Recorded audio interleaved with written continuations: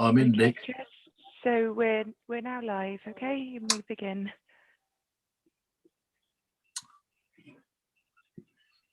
Okay, good morning and welcome to East Devon District Council's virtual Exmouth Queen's Drive Delivery Group meeting on the 11th of March 2021.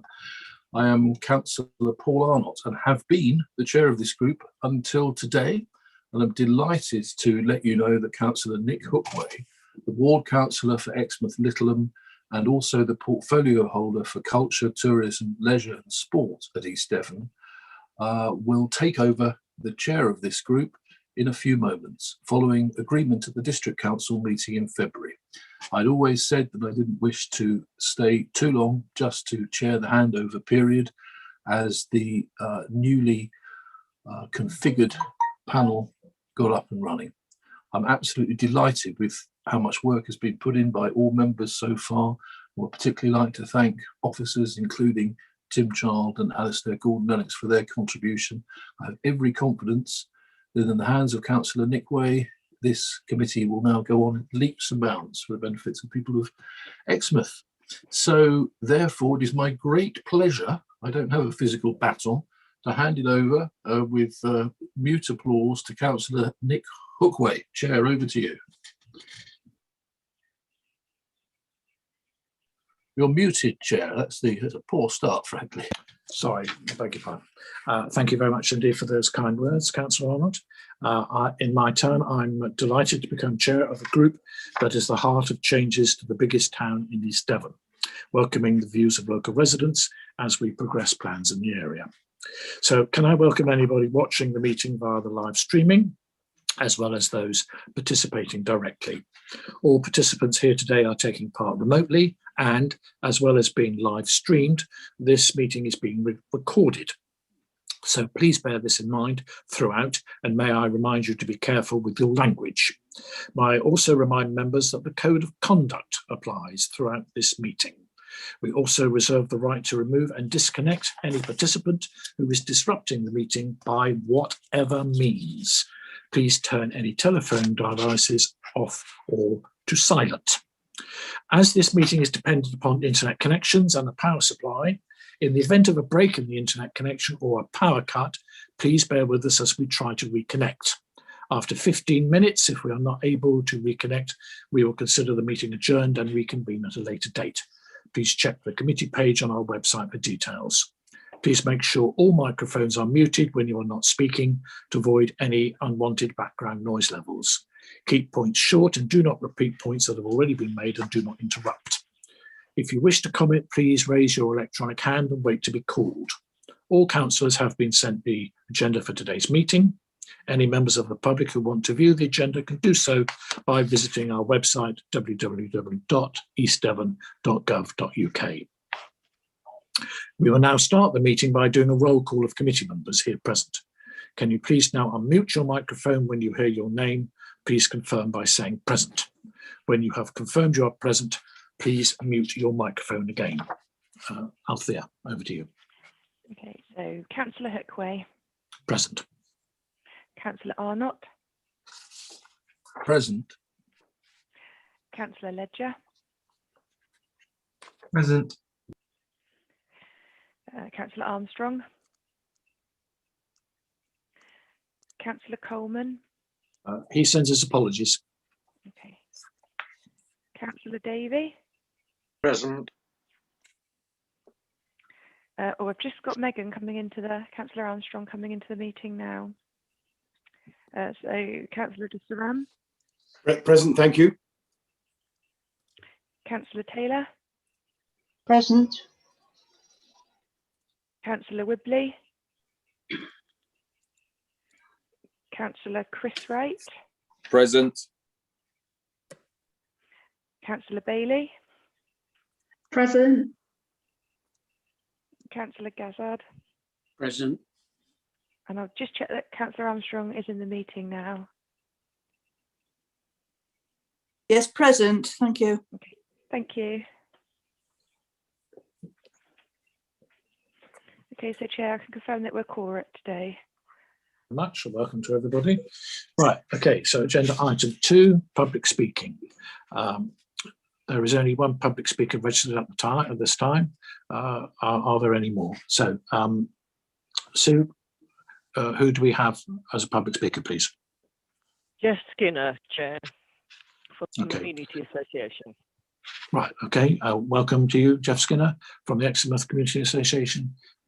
You have 3 minutes.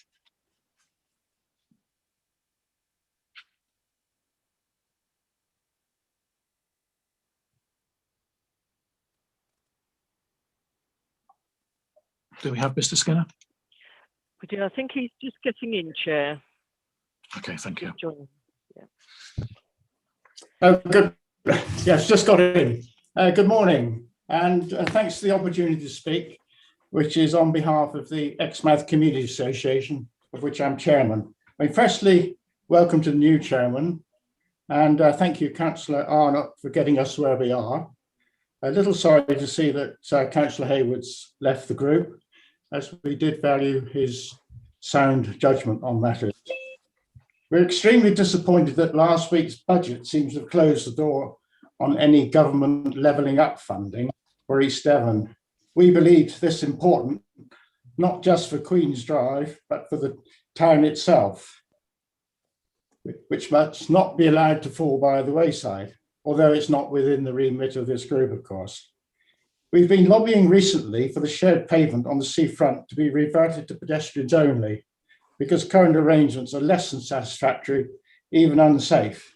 I raise this because we believe it important that access to the Queen's Drive development by pedestrians, cyclists, motorists, the land train and public transport must be considered as an integral part of whatever solution evolves.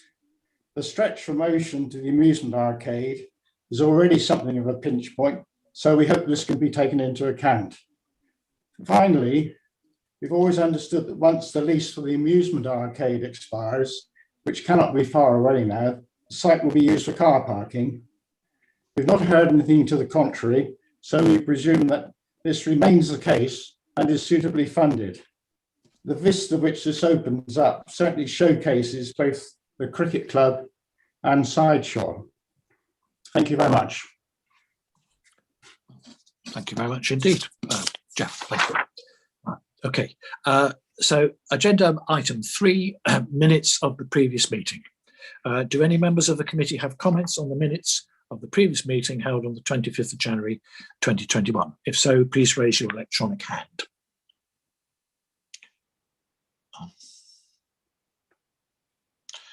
Right, now I can see Councillor Steve Gazzard has his hands up. So Councillor Gazzard, please. Thank you, Chair, and welcome. I'll just refer to the minutes of page 6. It's a question probably for Tim Childs. Second paragraph up. Could he confirm that the traders have been advised that they are welcome to come back to Queen's Drive, as was agreed? And have they received anything in writing to that effect, please? Thank you, Councillor Gazzard. Tim, would you like to reply to that, please? Yeah, rather than replying now, if Councillor Gazzard's in agreement, can we pick it up under the later agenda item which covers this specific point? And Angela Gordon-Lennox will be providing a detailed update, and she can provide more detail than I probably can. So is that okay, or did you want that picked up now? No, that's as far as I'm concerned. Councillor Gazzard, are you happy with that? Yeah, happy with that, Chair. Thank you very much indeed. Okay, right. So are there any other hands? I see no other hands raised. Therefore, I will take it that the minutes are agreed. Okay, agenda item 4, apologies. Sue, do you have any apologies, please? No, I don't, Chair. So Councillor Coleman is, Yeah, Councillor Coleman, right, okay. Right, thank you. Thanks so much. Okay, so agenda item 5, declarations of interest. Sue, can you do the roll call, please? Okay. Councillor Hookway. Yes, a personal declaration. I was involved with the Save Exmouth Seafront campaign prior to election in 2019, but I'm no longer involved and confirm that I am not biased or predetermined. Thank you. Thank you. Councillor Arnott. None, thank you, Sue. Councillor Ledger, None, thank you, Sue. Councillor Armstrong, None, thank you. Councillor Davey, Just that I'm also an Exmouth town councillor. thank you. Councillor Desaran, Likewise, also Exmouth Town Councillor for Littleham Ward, which we share together with the Chair and Councillor Wright. Thank you. thank you. Councillor Taylor, None. thank you. Councillor Wibley, Other than being an Exmouth Town Councillor, none. thank you. Councillor Chris Wright, Yeah, one. So personal, I was a former tenant of the Queen's Drive site. thank you. Councillor Bailey, Exmouth Town Councillor Sue, thank you. thank you. Councillor Gazzard, Exmouth Town Councillor, thank you. thank you. Thank you, Chair. Back to you. Sue, Chair, sorry to interrupt. Can I just confirm that the Exmouth Town Councillors are all declaring personal interest, just for the record? Yes, happy to do that. Yeah. Yeah, that's fine, yeah. Yeah. Thank you. Yes. Okay. Right, thank you very much, Sue, for that. So agenda item 6, a presentation by Exmouth Volleyball Club. So Mark Myerson from the Exmouth Volleyball Club will present briefly on this item. There are no papers to accompany the presentation. Okay, good morning to you, Mark. Let's hear what you have to say. Good morning, councillors, and thank you for those who invited me to speak today on behalf of Exmouth Beach Volleyball Club. I believe all of those on the delivery group will have received an email from me in the last few weeks talking about this. And as I said in that email, you know, we have great ambitions for both the club and the sport within Exmouth. I would like to start briefly by saying, talking about beach volleyball in Exmouth. It has been played here since the 1980s, organised tournaments since 1994, attracting up to 400 players, and permanent nets were on the beach from 2007 until they were washed away in 2014, sadly. Today, Exmouth Beach Volleyball Club runs throughout the summer, and we have 20 to 30 players per session. Our ambitions are to introduce sessions for kids this year. We are also expecting top coaches and the possibility of running tournaments if sand levels allow. We also want to build a larger community within Exmouth because we feel that this is beach volleyball is a sport that can attract all ages and also bring together people for health and well-being. The current problems we face are that beach levels are obviously reducing, as councillors will be aware. Sand is often sloping and contains plenty of sticks, twigs and such like. Also, we use temporary nets which have to be stored. I literally have about 3 in my garage. Other members of the club have to store them and bring them to the beach, and they have to be set up for every single session. So obviously that restricts access for anybody who is keen on the sport. The benefits of a development on the potential site at Queen's Drive, I believe you're all aware of where I'm talking about, the area that has been used temporarily for parking. The benefits of a development in that area, which could be permanent courts, is that the sand levels would be reliable. The sand would be level and clean, which are all necessary for a good standard of play and a good coaching standard. It would also offer more regular playing opportunities for both club players and those who get involved in volleyball in the wider community. It would also free up space on the beach, because obviously the club does use beach space in the summer.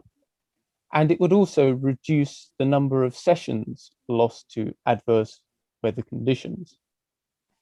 In addition to beach volleyball, a permanent facility could be used for beach tennis, which has been trialled successfully alongside beach volleyball in the past.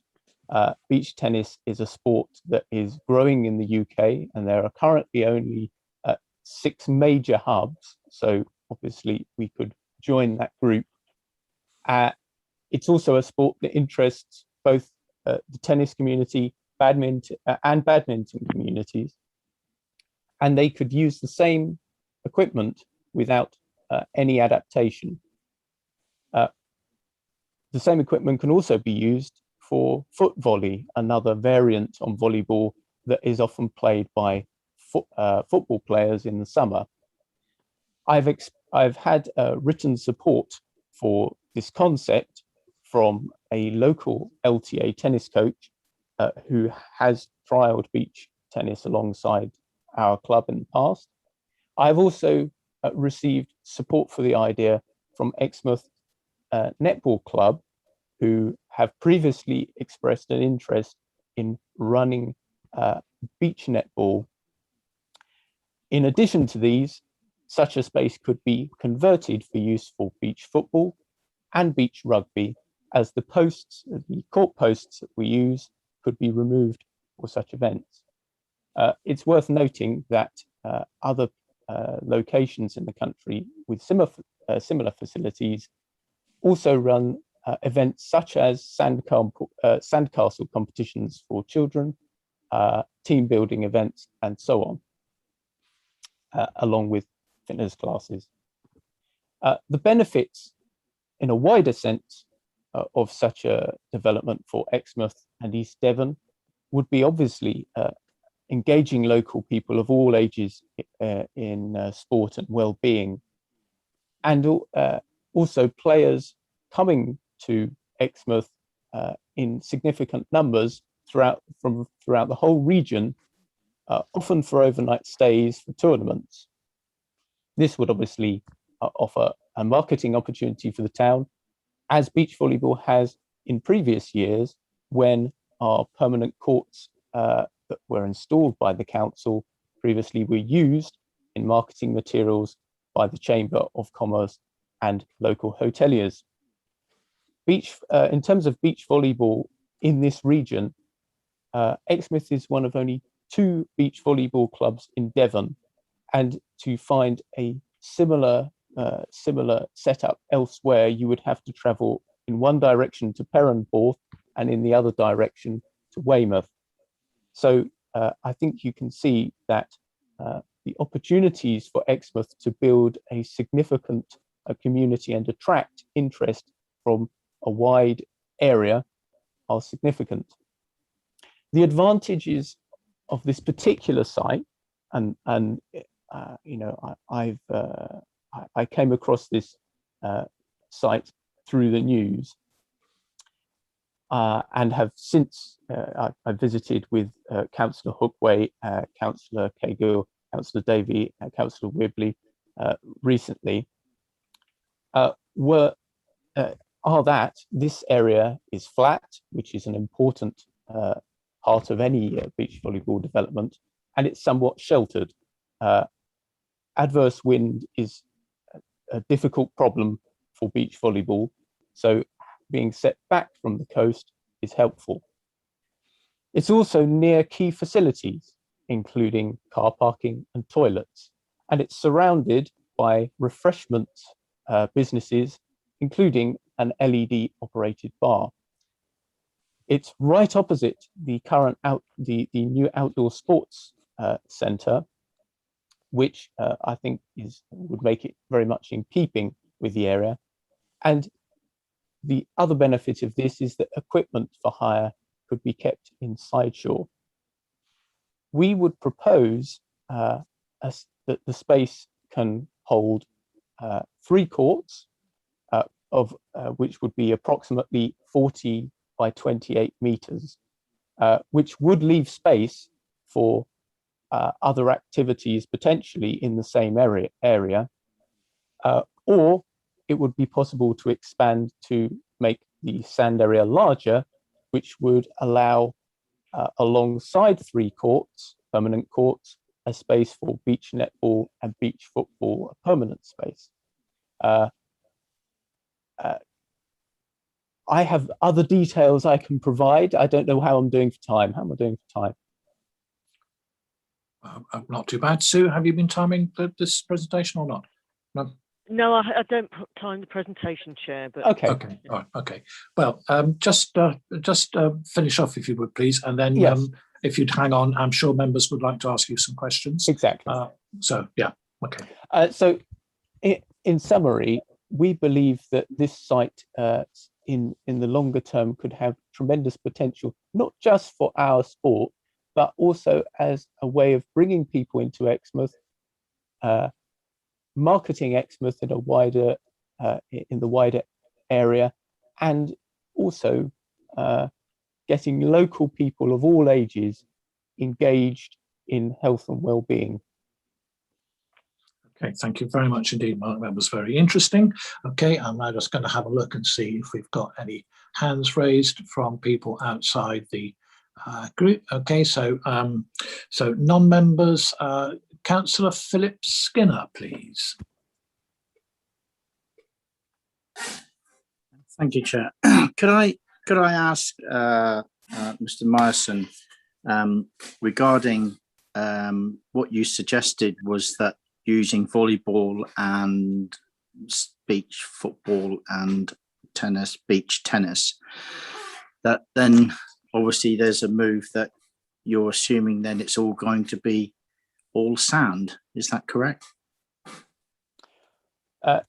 In terms of the full area, is that I'm not sure whether I touched on it, but in essence, a permanent beach facility can be adapted for different sports. So, for an example, there is a location in Brighton where they simply take out the posts when beach football or such like is going to be played.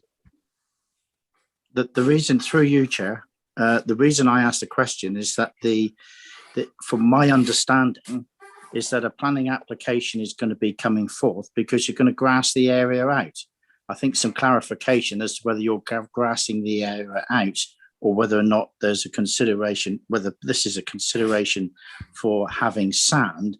I think we need to clear that position up first so as we know where we are. I'm all for Mr. Morrison. I'm all for sport and all for those sorts of things. I think it's fantastic about what it is that you're doing. And sport is a great thing. Whether this is the right place or not, perhaps will come out in the future. Have you had, could I ask just a second question, have you had any discussions with any members of the district council or the ward members or whoever, or anybody actually, about what you think your ability to pay and what you think you may be going to pay for rent for this in any shape, way or form? I'm not trying to pin you down. I'm just trying to get some clarification, just trying to get a bit of a bigger picture just to see where we're going to go. That was all, because it must be in your mind. Any business goes to anything, the first thing is say, what's the rent and what's the rates? And because if that doesn't work, the rest of it doesn't work. So just to see where that is really. If I can go ahead and answer that. I haven't had any specific discussions on the topic of rent. Our viewpoint is that this kind of facility would be either council run because several clubs may wish to use it, or obviously we could potentially rent it, but that would require a partnership potentially being set up. So it's not something that has currently been investigated. And just finally, Chairman, just to round that one up, if I may, is so your discussions that you've had with the ward members, on what basis were the discussions take place, and what basis what they were talking about? Just the principle of the idea, or I'm just trying to get to the bottom of where this is going. That so yes, so I have discussed with a few members the idea of using this space to build such a facility, and I've basically explained what the benefits are, what some of the practicalities are, and that's as far as we've got. Okay, thank you very much. Thank you, Mr. Morrison. Thank you, Chair. Okay, thank you, Councillor Skinner. Okay, Councillor Paul Hayward, please. Thank you, Chair. It's just a sort of slightly unrelated note. I'm just sort of here in the meeting and noting that I'm not listed as a member of the group, because obviously the chair and vice chair have switched, but I believe that I was still a member of this group by virtue of my portfolio role. I mean, the service lead for economy and assets is here, but I'm not listed on the agenda, and I wasn't asked, you know, for a roll call or declarations of interest. I just want to have some clarity on that, if that's okay. Okay, I think we'll have to come back to you on that one, if I may. I need to go. Okay, Councillor Paul Arnott, please. Sorry. That only to say, forgive me if I'm wrong, Chair. I believe what Councillor Hayward had said is correct. I do have that in writing for Democratic Services as well. Okay, thank well, you, but Sue may know. Thank you. Well, we need to rectify that for the next meeting then. Okay, let's go into the committee then. Councillor Davey, please. Thank you. If I can answer a little bit on Mark's behalf, I think he saw an item in a news item that suggested that we were going to spend 30 to 40,000 on grassing this area, and considered that we could probably build a volleyball court for the same amount. And it was just the practicalities of that we discussed, and we didn't actually get into the subject of money. I wanted to ask Mark, obviously our vision for this area is that it is an area of public recreation, or possibly attractions, could be paid for attractions, and that various traders would be hiring space from us to be able to put perhaps various attractions on there. So I wondered, obviously, if this volleyball court is going to be completely fenced off and exclusively for the use of various clubs, it's not going to be accessible to the public. And I wonder if you have any envisage any public access to this, possibly leaving one court set up so that people could bring their own ball and just have a game of volleyball down there, or perhaps hire the net and ball from Sideshore or something like that. But I think it's quite important that we retain some element of public access to this, and as Councillor Skinner has alluded to, I think the district council is going to look for some kind of return on whatever amount of money we do end up spending on this, because we can't just provide things and then not see any kind of return on it. Okay, thank you very much, Councillor Davey. Councillor Bruce DeSarum, please. Good morning, Chair. Good morning. Thank you. Yes, Mike, that was a really very stimulating. Mark, that was a very stimulating presentation. Sorry, I obviously haven't engaged with you, but I've got a couple of quick questions. Very technical ones. Well, not technical, but you said with the tournaments have generated overnight stays. Have you been able to? First question is: have you been able to quantify how successful they've been in terms of returning revenue for the places that had them? And secondly, you talked with Councillor Skinner about the Brighton example. Have you looked at the Brighton example, and have you been able to see how the Brighton example has been successful, obviously, and could it be transferred to Exmouth? As Councillor Davey quite rightly said, that it will be requiring public access and a return of money should it go ahead. So those are my two questions, and thank you very much indeed, Chair. Thank you, Councillor DeSarum. Okay, so Councillor Steve Gazzard, please. Thank you, Chair. Yeah, my questions were similar along to Councillor Davey, Chair. So I think Councillor Davies asked the question that I was going to ask. But my concern is that obviously this space is supposed to be for public attractions. And if I hear rightly what Mark has said, is that they could be looking at using the whole site, which would defeat, I think, the object what we've are going for. And I think, correct me if I'm wrong, Chair, please, but I think the decision's already been made that it's going to be grassed over. So it will be grass, not sand. So that decision's already been made. Thank you. Yes, just to clarify, yes, the decision has been made to cross over. However, Mark did approach myself and a number of other councillors, both district and town, and we agreed to listen to them. And I think it is important that this committee actually hears what local organisations have to say and to consider it. And we've started that process of consideration today. So my grateful thanks to Mark Myerson for your presentation and for your time. Thank you very much indeed. I hope you have a good day. Okay, right. So moving on to agenda item 7, please, which is a presentation from Transition Exmouth. Adrian Toole, are you ready? Sorry, Chair, excuse me. I did have my hand up to speak. Well, yes, that's quite right, Councillor Armstrong. You did, and then it disappeared. I didn't change it. I'm sorry, but I would like to. I'm so sorry. Okay, yes, please carry on then. Thank you. Well, it's just to agree with what Councillor Davies said about the financial return for the council. And I think, although it seems a really interesting idea, this, I think we just have to be clear whether we're thinking about what other uses there might be for that site, and not to just grab the first one that comes along, basically. That sounds quite rude, I suppose, but I don't mean it to be rude. But just I think we just have to be careful that we've got a process in place and we know why we're doing things, for what reason are we doing things, and are there any other takers for that site that may be equally as important.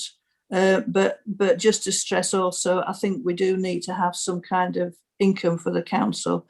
And I do have a wonder about the grassing over, so that is an issue, I think, if we're going to be using it for something like this. So that's all I want to say. Thank you, Chair. Thank you. Thank you very much. Okay, thank you. All right.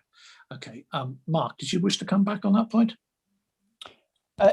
Yeah, I just wanted to briefly address a couple of the questions asked, which were, but the main one being about the public access, because I very much foresee it being a site that provides public access. To be frank, one of the key things I would like for such a facility is that local kids and local players have access to courts without phoning me up to say, can I borrow a net?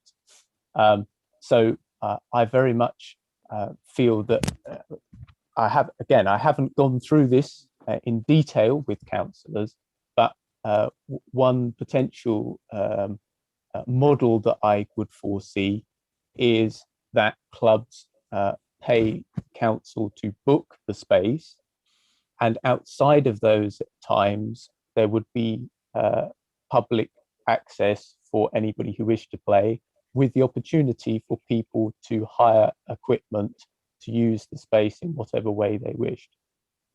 Okay. Thank you very much indeed. Okay, thank you so much for your time and clarification on those points. Thank you. Okay, right. So we'll move on to agenda item 7, a presentation from Transition Exmouth. Adrian Toole is here to present and represent Transition Exmouth and briefly outline proposals for an interpretation centre in Exmouth. And a paper is included in the agenda to accompany this item. Okay, so Adrian, over to you. Thank you, Chair, and hello, everybody. Indeed, I represent Transition Exmouth here. For those who may not have heard of us, we are an environmental action group who've been around in Exmouth for 10 years now and take a lively interest in many things that that go on that we can contribute to. We're a member of COP. And what I'm here to do today is to present a proposal for an interpretation centre. There is a clear need in Exmouth to expand on the traditional concept of a visitor centre by explaining through a 21st century experience the place of Exmouth in the world. We've had a unique past, a lively present, and now need to develop in a way that gives us a sustainable future. The future is going to be a different place, and we need to make to embrace that proactively. So this proposal, which we hope will lead to a scoping study, is made in the context of fulfilling the Exmouth Neighbourhood Plan,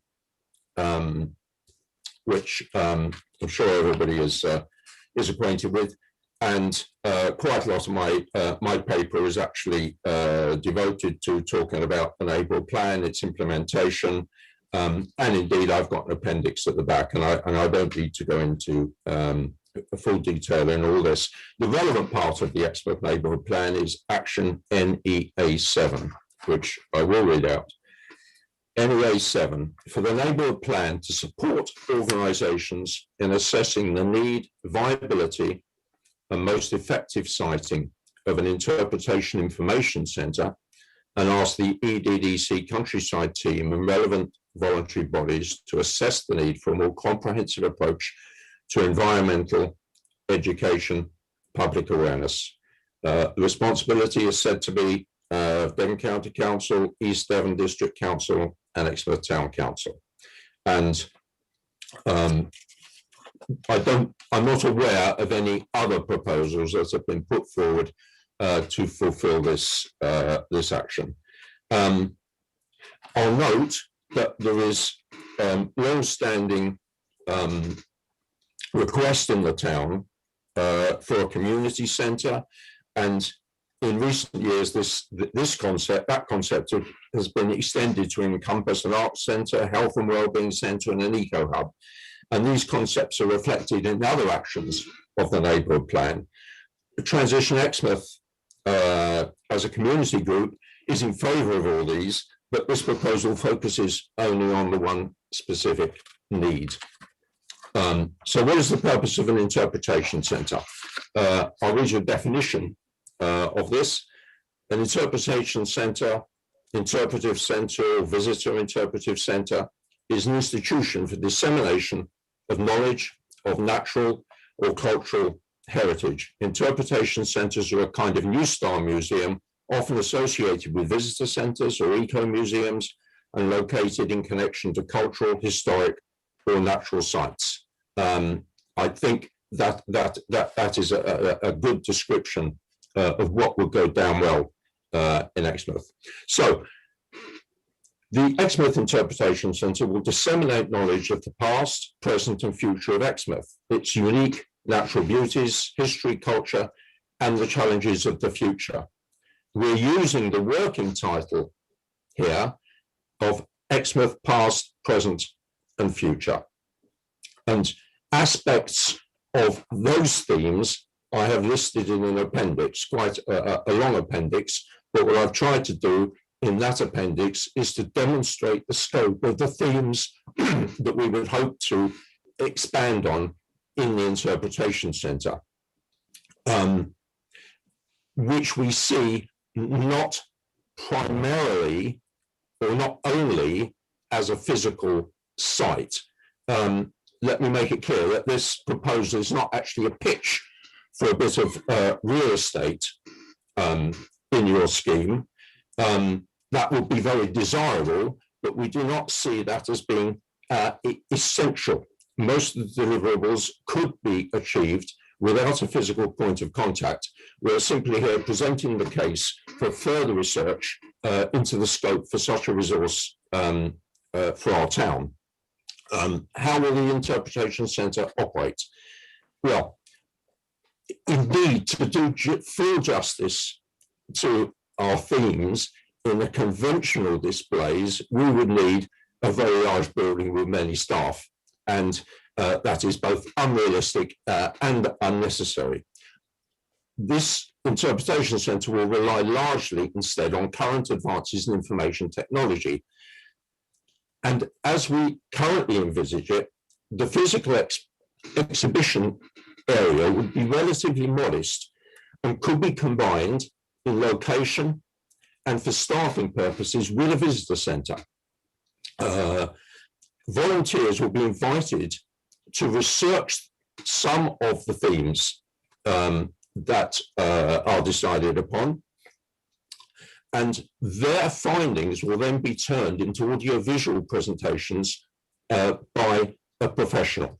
We have many people in the town who are experts on every theme that we could come up with to explain Exmouth past, present, and future. We have a lot of expertise in the town, and these people would be invited to produce some research information on the individual themes, which will be then combined into proper and engaging audiovisual presentations.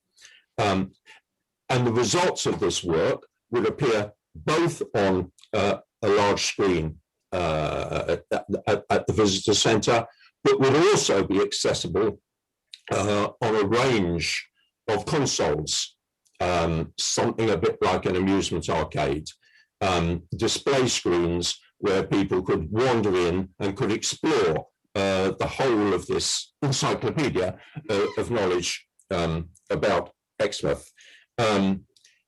Also, the same information could be readily disseminated online, so that people could then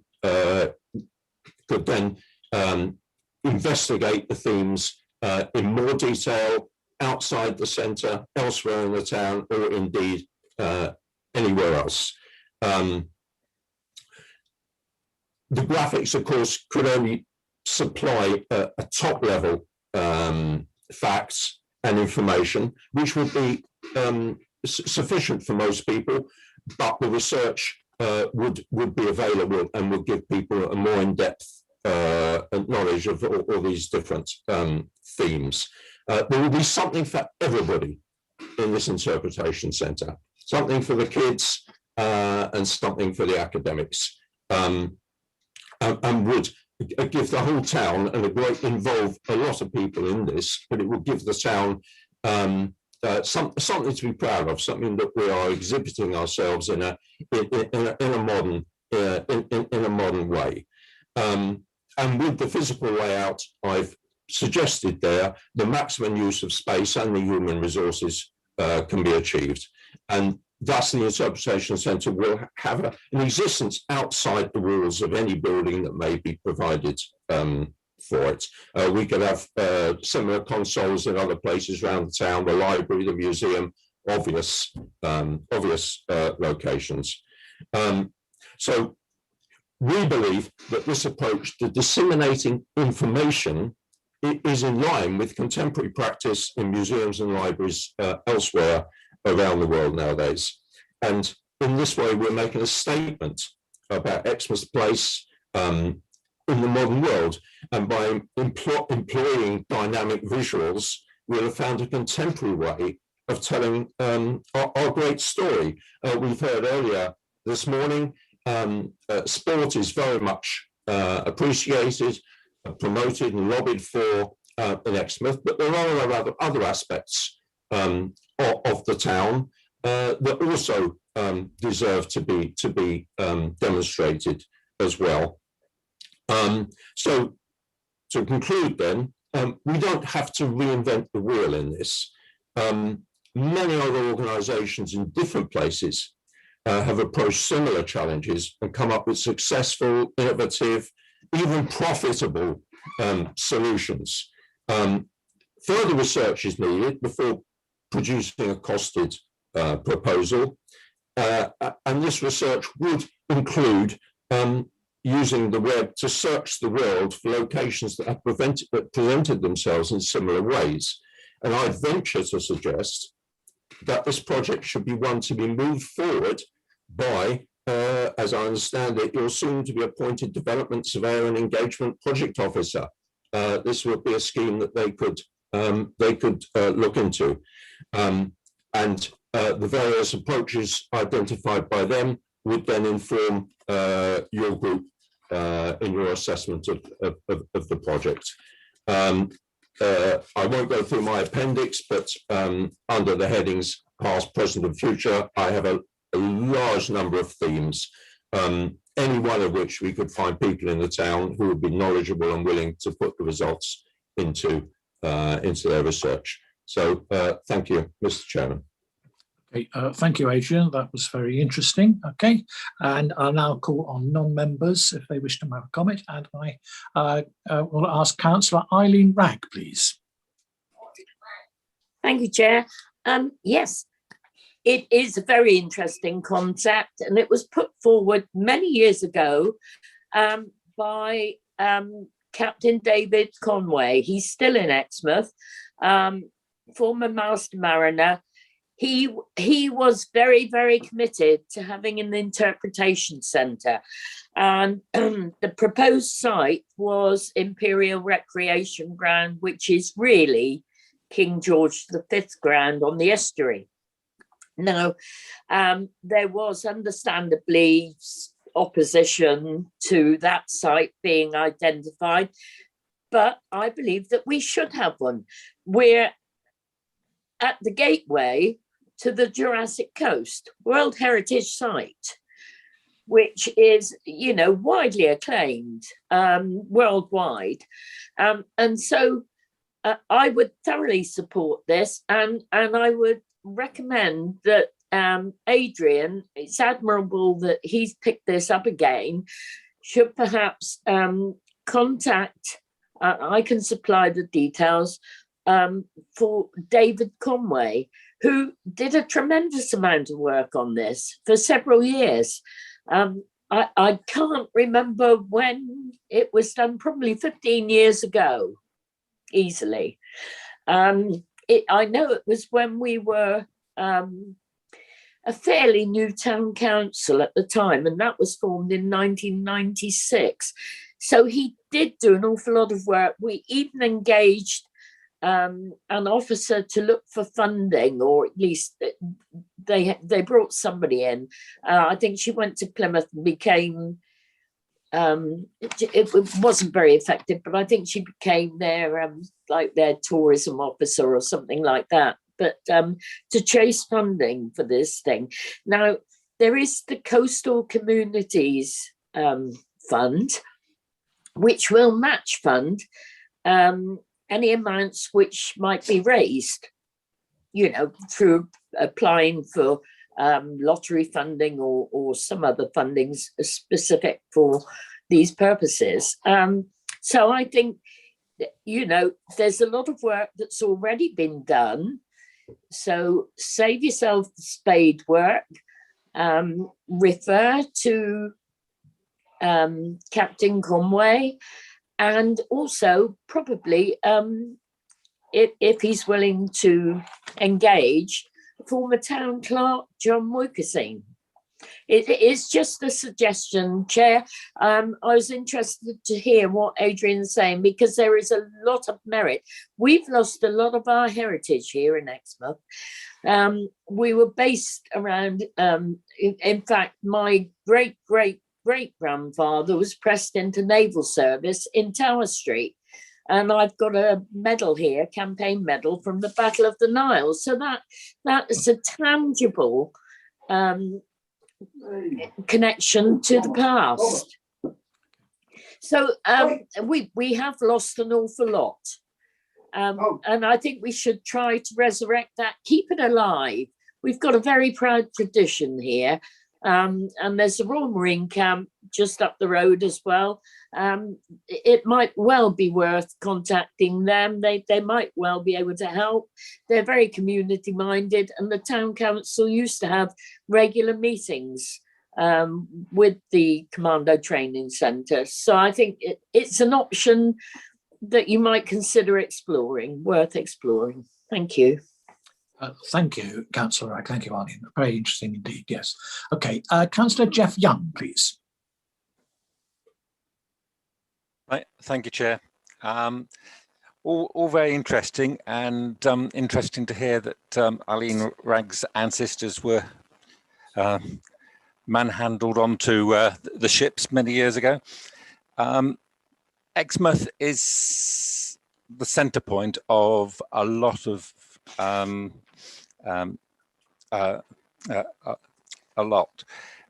including the ex-estuary and an interpretation centre to understand the ex-estuary.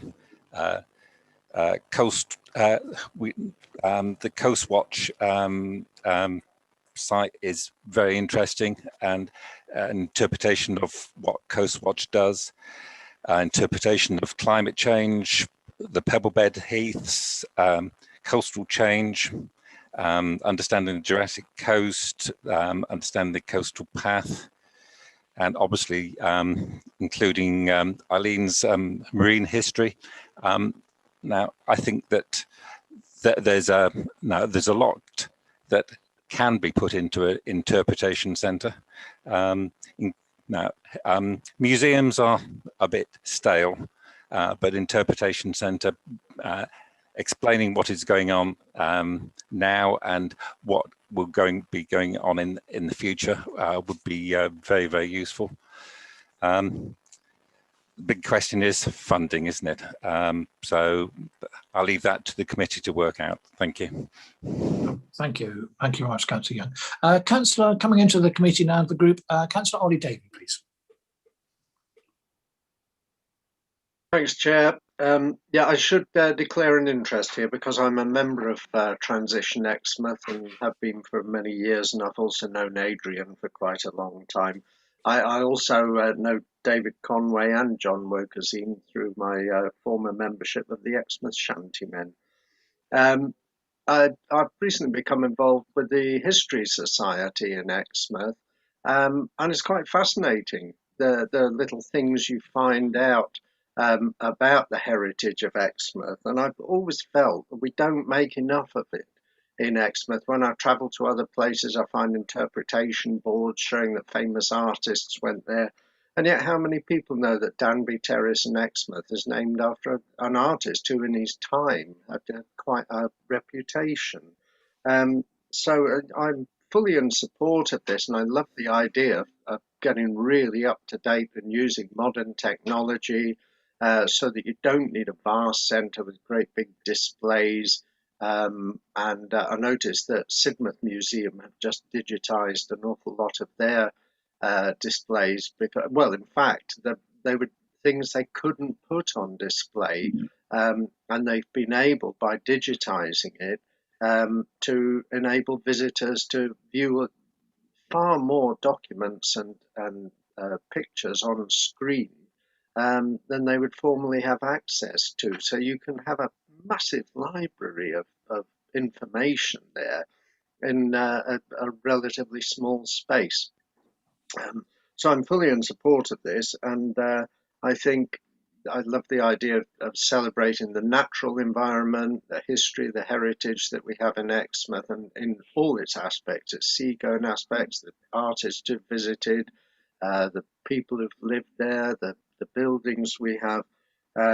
So I think a scoping study is absolutely essential to see what technology we could make use of, find out how others have done this, and as Eileen has alluded to, look for some funding. Okay, thank you very much indeed. So next is Councillor Steve Gazzard. Thank you, Chair. I'll just declare that I know Adrian Toole as well. And as you did mention museums, just to declare that I'm a trustee of Exmouth Museum. I fully concur with Councillor Eileen Ragg and Councillor Ollie Davey. I think this is an excellent idea. As has already been said, Exmouth is full of history, but unfortunately, we've lost a lot of it. Councillor Davies mentioned Danby Terrace. Well, I mean, if we look at Fair Park, you know, that was bequeathed to the town by Lord and Lady Fear, and there's nothing to commemorate that whatsoever in Exmouth. So I think it's something well worth exploring. So I mean, if this is a possibility that this group could assist, I think it would be a really good idea, Chair. Oh, thank you very much. Okay, right. Okay, Councillor. Chair, sorry to interrupt you. Can I just check with Councillor Gazzard and Councillor Davey that those interests that they declared were both personal interests? Sorry to intervene. They are, Anita, yes. Thank you. Yes, they are, Anita. Thank you very much. Sorry to intervene. Okay, well, just before I call on Councillor Simon, I'll declare a personal interest as I have met Adrian Toole in the past. So, but that's it. Okay, so moving on, Councillor Bruce Desarum, please. Yes, well, yes, likewise, Chair. I met Adrian myself, but I don't know him extremely well. But I would say that certainly the idea of fulfilling our Exmouth neighbourhood plan is a very key issue. And I know it's of great concern to members of the town. But I would go back to Councillor Davies' earlier question about anything on the site has to be a good return for our money. And I think basically it's got to be economically viable and sustainable in the long term. So I am not against the idea of having such an interpretation centre, but we've got to make sure if we have such a thing like that, we get regular footfall, regular 365-day-a-year use out of it. And so basically it doesn't remain an empty white elephant, but becomes an exceptionally attractive and popular thing for people to do. And that's the key issue with one of those centres. It's making sure you get regular turnover rather than just a one-off visit. So it's something for the long term. And so that's what we should look at if we're looking at it. Thank you very much, Chair. Okay, staying still within the committee, Councillor Chris Wright, please. Thank you, Chair. I just wanted to echo the comments of Councillor Desarum.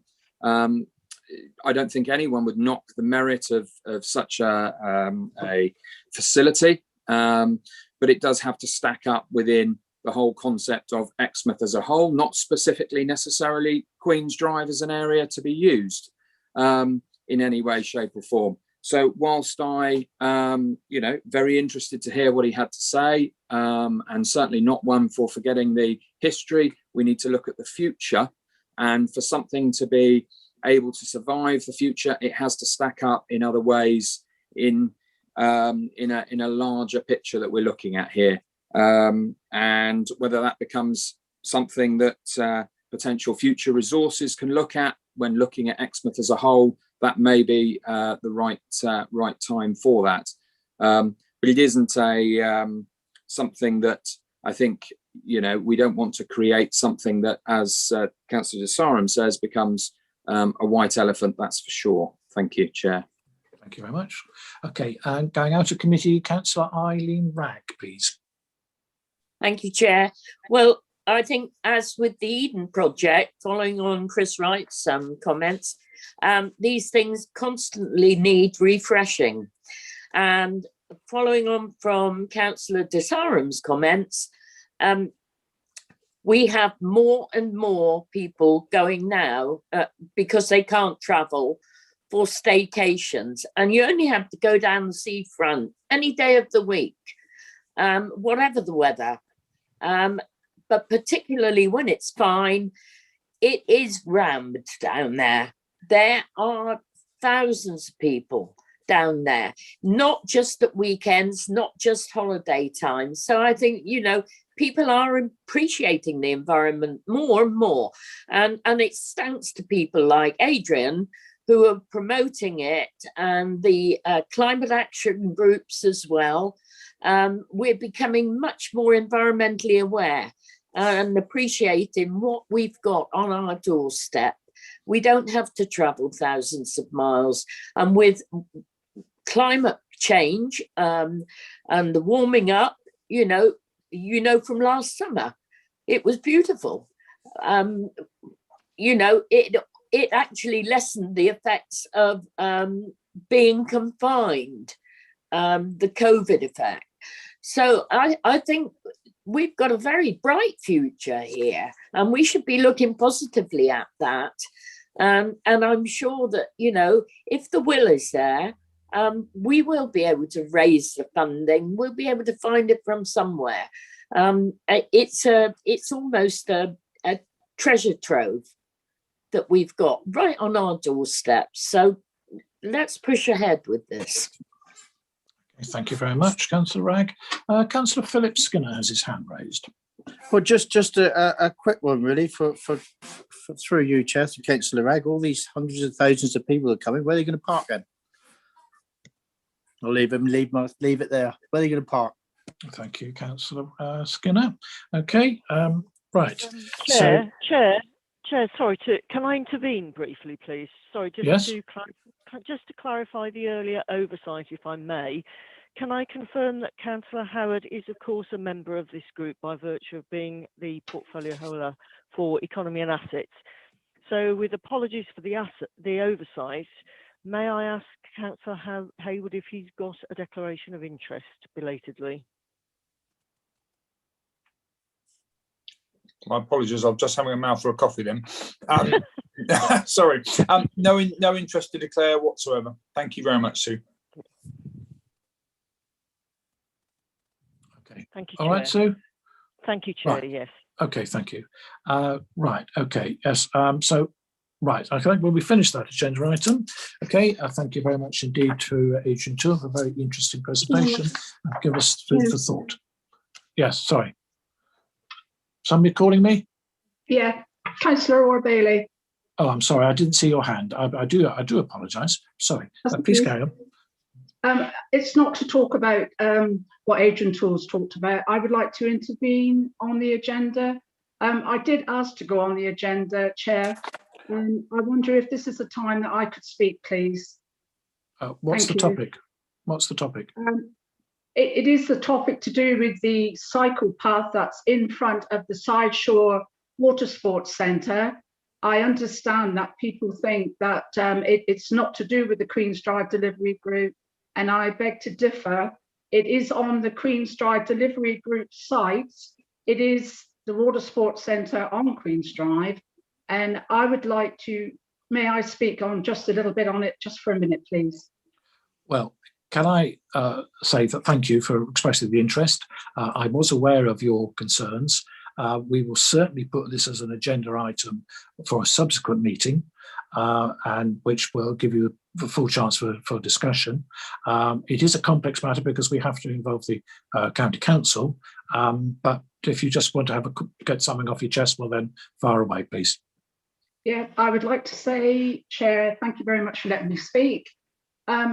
As we are all talking about the staycation, it is very, very busy right in that area, and the Sideshore is on completion. And what's happening is we've got the Hang Time Cafe, which is very, very good. We have people walking with hot drinks, hot food, walking straight onto the cycle path. Then in a minute, we're going to have the other outlets open, which will have hot food, ice creams. They'll be walking down the steps right into the cycle path. It is a danger. I'm very, very concerned. I'm worried that something's going to happen there. And I feel we are a delivery group. I understand that. I know it's the responsibility of the Devon Highways, Devon County Council, not East Devon and Exmouth. I understand that, Chair.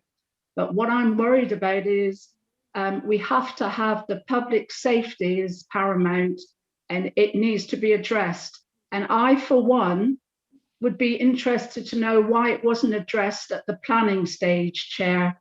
And I'd leave it at that. Thank you very much, Chair, for letting me speak. Thank you. Okay, thank you. Yes, okay, your concerns are noted, and I will speak with officers in due course and see if we can not get something scoped and have an agenda item.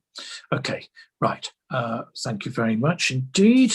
Right, okay, moving on to agenda item 8, which is the Queen's Drive temporary uses. We have a report from the events officer, Angela Gordon-Lennox, okay, who is going to update us. Angela. Yes, good morning, everybody. Just to give you a quick update in respect of the actions from the last meeting. Hopefully you've all seen the report, but I've got a couple of bits to add as well. So in terms of the Queen's Drive event space behind the traders, we're working with 3 event organisers who are looking to share the space. They're looking to use it between May and October, and we've met with them a couple of times on site. And the next step for us really is to send a consultation email to the Exmouth ward members, environmental health and licensing, as per our event process, which was what we agreed to follow at the last meeting. And then obviously work up the leases for these event organisers for the period. There is an additional point to make on this.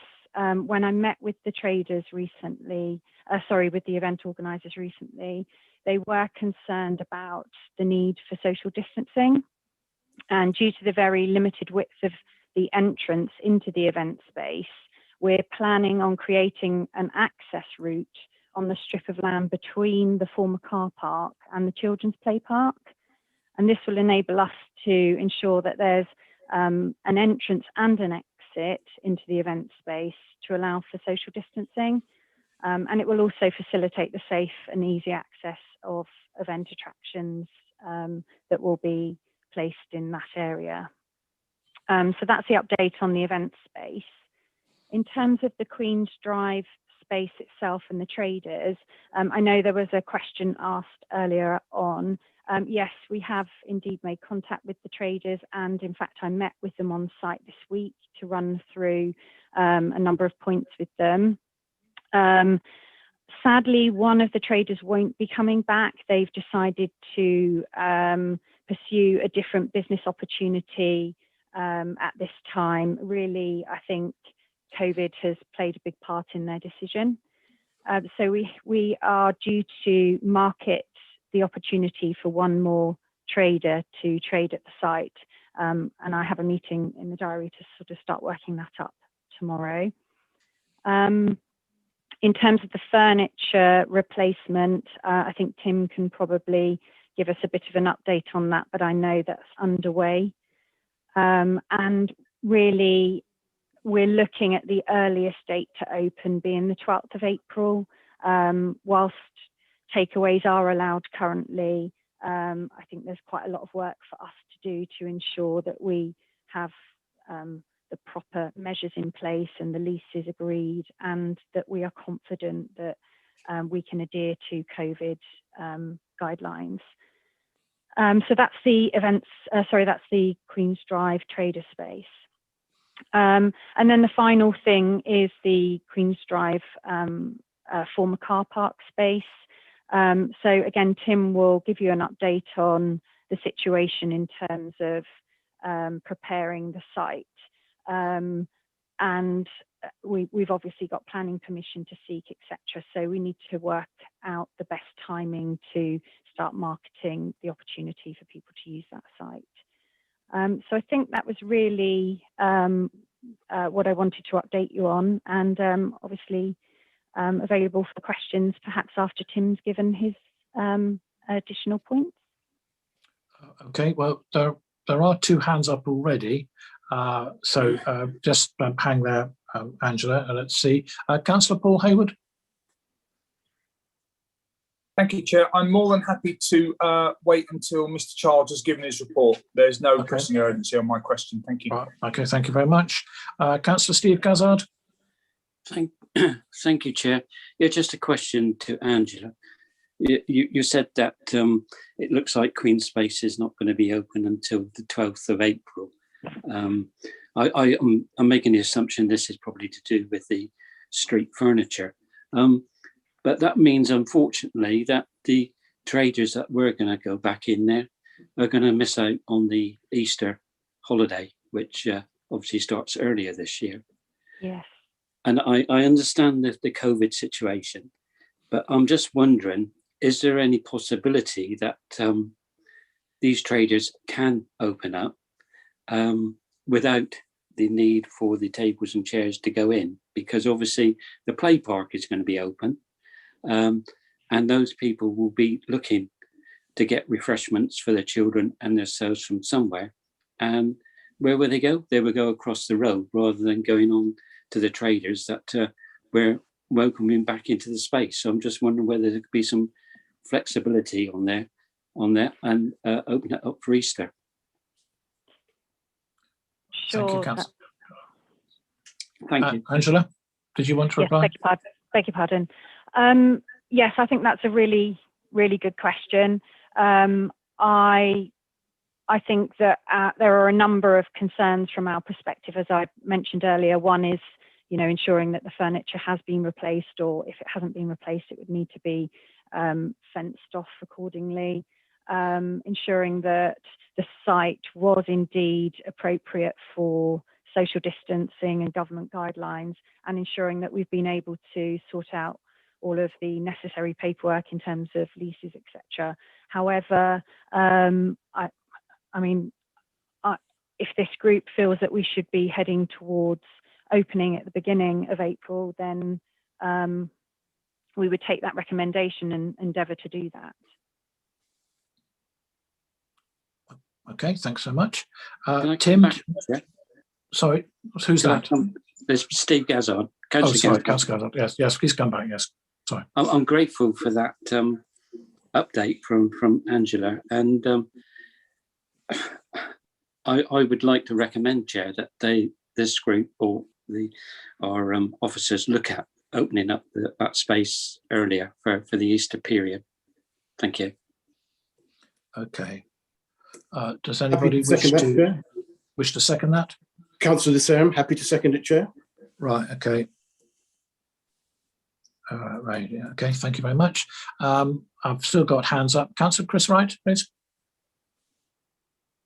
Thank you, Chair. I just want to express my concern that if we do open up those takeaway outlets before the 12th of April, we will need to ensure that we are abiding by the guidelines currently in place through the government, that it is takeaway, and that we don't create a problem, potential conflict between people then using that and potentially either using seating that is there or taking their own seating, whilst it may be prudent, therefore, that we have to look at how that would be policed to ensure that you don't fall foul of any of those regulations, with people effectively staying on site from where they've purchased takeaway goods. Now, I don't want to be the bearer of bad news, but potentially that could be the case. Takeaway is exactly that. You are supposed to take it off the premises. And just one other point, those traders will get the second week of the Easter school holidays as they break up the week before. Absolutely right, Councillor Gazzard, they will miss, as will all traders throughout the country, the Easter weekend. I would suspect that is for a reason to try and curb the amount of people getting together so quickly. But I think we need to be very careful about opening up any facility within our control, certainly, that we could then see conflict on that particular point. I just think it's fraught with difficulty. I know we're all desperate to get out. We're desperate to be able to use those facilities, but for the sake of a week, I would suspect most would err on the side of caution, and that would be where I would be going. Thank you, Chair. Thank you very much, Councillor Wright. Tim Child. Yeah, thank you, Chair. Really, just to add my support to Councillor Wright. The 11th, we selected that day for a number of reasons. The reasons that Councillor Wright has set out, but also the practicalities, the furniture, the legals. We need to get leases in place with the traders, so there's a plan that will allow that date. I would be concerned bringing it forward. The logistics for us are more complicated then, but also in terms of managing the uses and making sure that it's consistent with the national COVID guidance and arrangements. So I'd support what Councillor Wright just said. Thank you very much. Councillor Jeff Young, please. Thank you, Chair. Just to say that Street Scene have looked at Queen's Drive, and it was an issue of compliance more than anything else. So if you're suggesting that we open before that, it would be subject to being compliant to COVID regulations, I think. Thank you. Thank you very much. Councillor Paul Hayward. Thank you, Chair. Councillor Gazard touched on the point that I was going to raise myself. I've been approached this morning by one of the potential traders asking that very question. So I'm very interested in this topic. It's a balance, isn't it, between ensuring some economic stability and providing amenities to visitors, but also making sure that everyone's safe. There has been a lot of email traffic recently from members about ensuring that people are COVID compliant. So I think we as members have to do everything we can to make sure we follow the rules. And I certainly wouldn't want to encourage anyone being indoors in a restaurant or a similar situation against the COVID rules, because effectively that breaks the law, doesn't it? So yes, I support this, what Councillor Wright has said, and also because if we now suddenly bring that forward, that is a huge task for street scene, for for Mr. Child, for Mrs. Gordon-Lennox. It essentially moves the goalposts. It means they've got to do everything twice as fast. And unfortunately, when you do things twice as fast, often mistakes are made. And whilst takeaway is appealing, and you don't have benches and seats there, people will sit on the sand, they'll sit on the grass verges. And essentially you are creating the very problem that the roadmap out of lockdown has been developed to prevent. So when I spoke to the trader concerned, I directed them to our website and said, you must avail yourself of the grants that are available to essentially cover your situation until we can safely reopen. So thank you, Chair. I'm 100% behind what Councillor Wright has said. It's a source of immense frustration for us all that we can't just throw the doors open, but we've got to do it safely. We've got to do it according to the rules.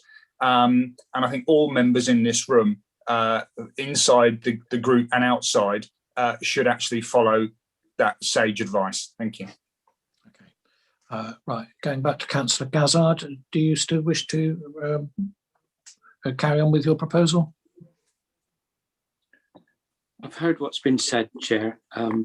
Yes, I would. And I would add that other facilities down on the seafront, and I won't name them, are selling takeaways, and there's the people who buy it, quite rightly, sit on the seawall, or they go and sit in the benches that are in Queen's space. So it's a catch-22, and I fully understand what everybody has said. But I just think it should be a level playing field. And I know I'm probably going to lose it, Chair, but I thought that I would like to discuss it. Thank you. Okay, thanks very much. Well, we have a proposal. Chair, could I ask, Chair? Can I comment from a legal perspective briefly? Yes. Okay, Councillor Gazard, sorry, Councillor Desarum, we'll come back to you in a moment. Okay. So yeah, I was going to say that obviously I appreciate what has been said about the huge task for street scene, and obviously the issues of using the roadmap out of lockdown. And I will still support Councillor Gazard in saying it's a positive idea, but we need to ensure that it's for takeaway only, so that if we do something like that, we are fully COVID compliant. So that's what I would say, that I'm happy to support Councillor Gazard on the basis that it's takeaway and we're not going to break any laws, so we're found to be foul of that. So that's what I would say on that point. Thank you. Sorry, Anita. Just to pick up the takeaway point, the difference between people using facilities on the seafront and then sitting on walls and benches is that those walls and benches aren't under the control of those traders.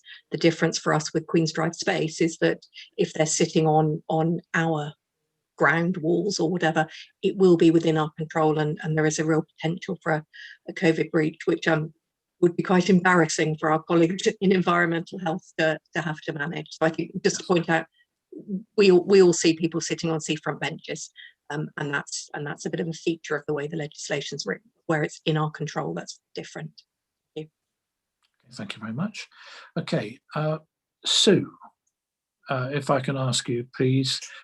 We have a vote to take. Can you run through the proposal, please, on the voting procedure? Basically, we are able to use green ticks and red crosses again, Chair. So if you invite people to vote either for or against using those two mechanisms, we can tally it up in a few seconds, in fact. Right, we need to have the proposal read out, please. Could somebody read out the proposal? Like, so shall I pick that up? Please, thank you. I think the proposal was that officers, I'm probably going to paraphrase slightly, officers endeavour to open the Queen's Drive Spaces site to traders earlier than the 12th. I don't know whether, Councillor Gazzard, did you want to put a date? Did you want the start of the Easter holidays? And I don't quite know what that date is, but do you just want to confirm, Councillor Gazzard? Yeah, the start of the Easter holidays, and that it's COVID compliant. Okay, so if you're voting for the proposal that officers endeavour to bring forward the opening of the or the occupation by traders of the Queen's Drive Spaces site from the start of the Easter holidays in a COVID compliant manner. Okay, and the second, I've forgotten who the second was. Sorry. Chair, before anyone votes, can I just sorry, Chair, before people vote, can I just ask a question of Democratic Services?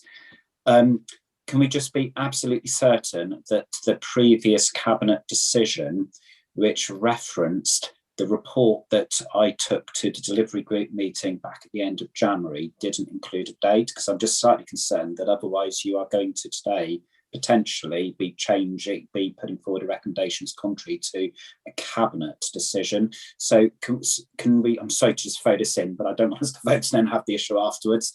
So can we just very quickly look at the minutes that went to cabinet? They refer to certain paragraphs within my report to the last meeting. And I just want to make sure that there was no date. I suspect there wasn't, but if there was, then clearly that's an issue in terms of how you now vote. So apologies to throw that in, but better to do before than after you voted. No, okay. Well, while that's happening, I have another hand up. Councillor Paul Hayward, please. Thank you, Chair. It was really just to respond from the point made by Anita, which is perfectly made. Essentially, we as a council have just employed 2 officers to enforce COVID compliance rules, and the reputational damage and embarrassment of those 2 officers going along Queen's Drive and issuing fixed penalty tickets and then finding out who owns that land, effectively fining their employer, it just doesn't bear thinking about. So we follow the rules, and we'll wait and see what the report says that Mr. Child alludes to. Thank you. Thank you. Councillor Chris Wright, please. Sorry, just to give, thank you, Chair, just to give members an insight into this. It is incredibly difficult to stop people from sitting on the ground having a picnic or a sandwich. It is a really difficult position from someone who is operating on that basis now. I can give you the real clarity on this, that if we proceed to do this before that date, we are going to have a real battle on our hands, and that's with the general public, and the reputational damage of that. I just have to tell you that it's really tough day in, day out, I can assure you. Thank you, Chair. Okay, thank you very much. Councillor Gazzard, you have your hand up again. Yes, Chair. In view of what everybody is saying, I don't want to put anybody in this council at risk of getting a fine or like that. So against my better judgment, I will withdraw my proposal. I would agree with Councillor Gazzard. I would also withdraw my second. Okay, thank you very much indeed, councillors. That's very helpful indeed. Okay, right. Tim, did you want to say anything else? We have a section on about the. You're down to say something about the former car park site as well. Yeah, no, just I think the last decision regarding the opening date is absolutely the right decision. So thank you, members, for supporting officers there. So yeah, I just wanted to come in on with just a few updates following related to Angela's report. I will be quite brief if that's okay, because I'm conscious that the main agenda item we still haven't got to, and we're rapidly running out of time. So I'm just going to cover this fairly quickly if that's okay. So this is an update regarding the seating area in the boardwalk. So I visited the site on Monday this week. Had a look with one of our building surveyors at the furniture and the boardwalk. There's some good and there's some bad news for members. It doesn't come as really a huge surprise in terms of the condition, but the boardwalk itself has probably had its day. It was only put in as a temporary measure. You've got the boardwalk itself, which is laid over softwood pallets as the base, and the boarding above is then screwed to those pallets. The pallets are pretty much rotten away. Whilst I was there, we managed to pull up a couple of planks, and there's just nothing to attach the planks to. It's rotten. Likewise with some of the other furniture there. So therefore, as of yesterday, I've asked a colleague to explore removing it. It has to be safe, and that's the key issue here. So we are looking at needing to remove it, unless we can come up with some alternative. At the moment, I just wanted to make members aware that is probably where we're going. If that was reflected within the budget amounts that were put forward previously, so that we don't believe causes an issue there. Some positives. So the boardwalks and some of the other furniture really sort of made from the pallets, similar position, it's rotten. But on a positive, the shelters themselves, they need a bit more bracing probably, but they're fine. Also the circular festival type picnic tables and seating, they're fine as well. Might need a bit of TLC, but they're generally okay. And also the hammock supports are okay. We will need to check, get the electrics tested prior to the beginning of the season. So therefore, we are looking at removing of those items, and also the staging. Staging also needs to be removed from a safety perspective. So we're looking at removing those items and then putting in new picnic tables and benches within the space then created. We're conscious around DDA, and therefore we will be looking at getting some of those additional benches in areas that are accessible by wheelchair if possible. So we're considering that. So that was my update regarding the furniture as such. And we're working to get everything ready for the beginning of the season in April. I also just wanted to provide a very brief update on the former car park site. So that went through Cabinet last week. It had also, Simon Davey had taken the financial element of it directly to council previously. So we've got both those elements ticked now. So I'm beginning now to liaise. I've spoken to the service lead, now beginning to liaise with the engineering team to arrange for that land to be laid to grass. Looking to do so promptly before we get into the summer. And also now moving forward with a planning application for change of use, which we're needing to do. So that does mean that it's likely to be July or August, as previously advised to the committee, before we're, hopefully July, but before we're able to start fitness uses on that land. But that doesn't stop us putting the grass down in readiness. So that was just a very brief update from my side. Okay, thank you very much indeed. Okay, that of course will have to fit in with lockdown guidelines anyway, so July would be lockdown with that. Okay, Councillor Paul Hayward, you still have your hand up. Is there a reason for that? Hold on, Chair, thank you. Okay, right, okay, thank you very much indeed to Tim for that. Moving on to agenda item 9, the car park site to the rear of the former lifeboat station. Tim, over to you again, please. Okay, thank you, Chair.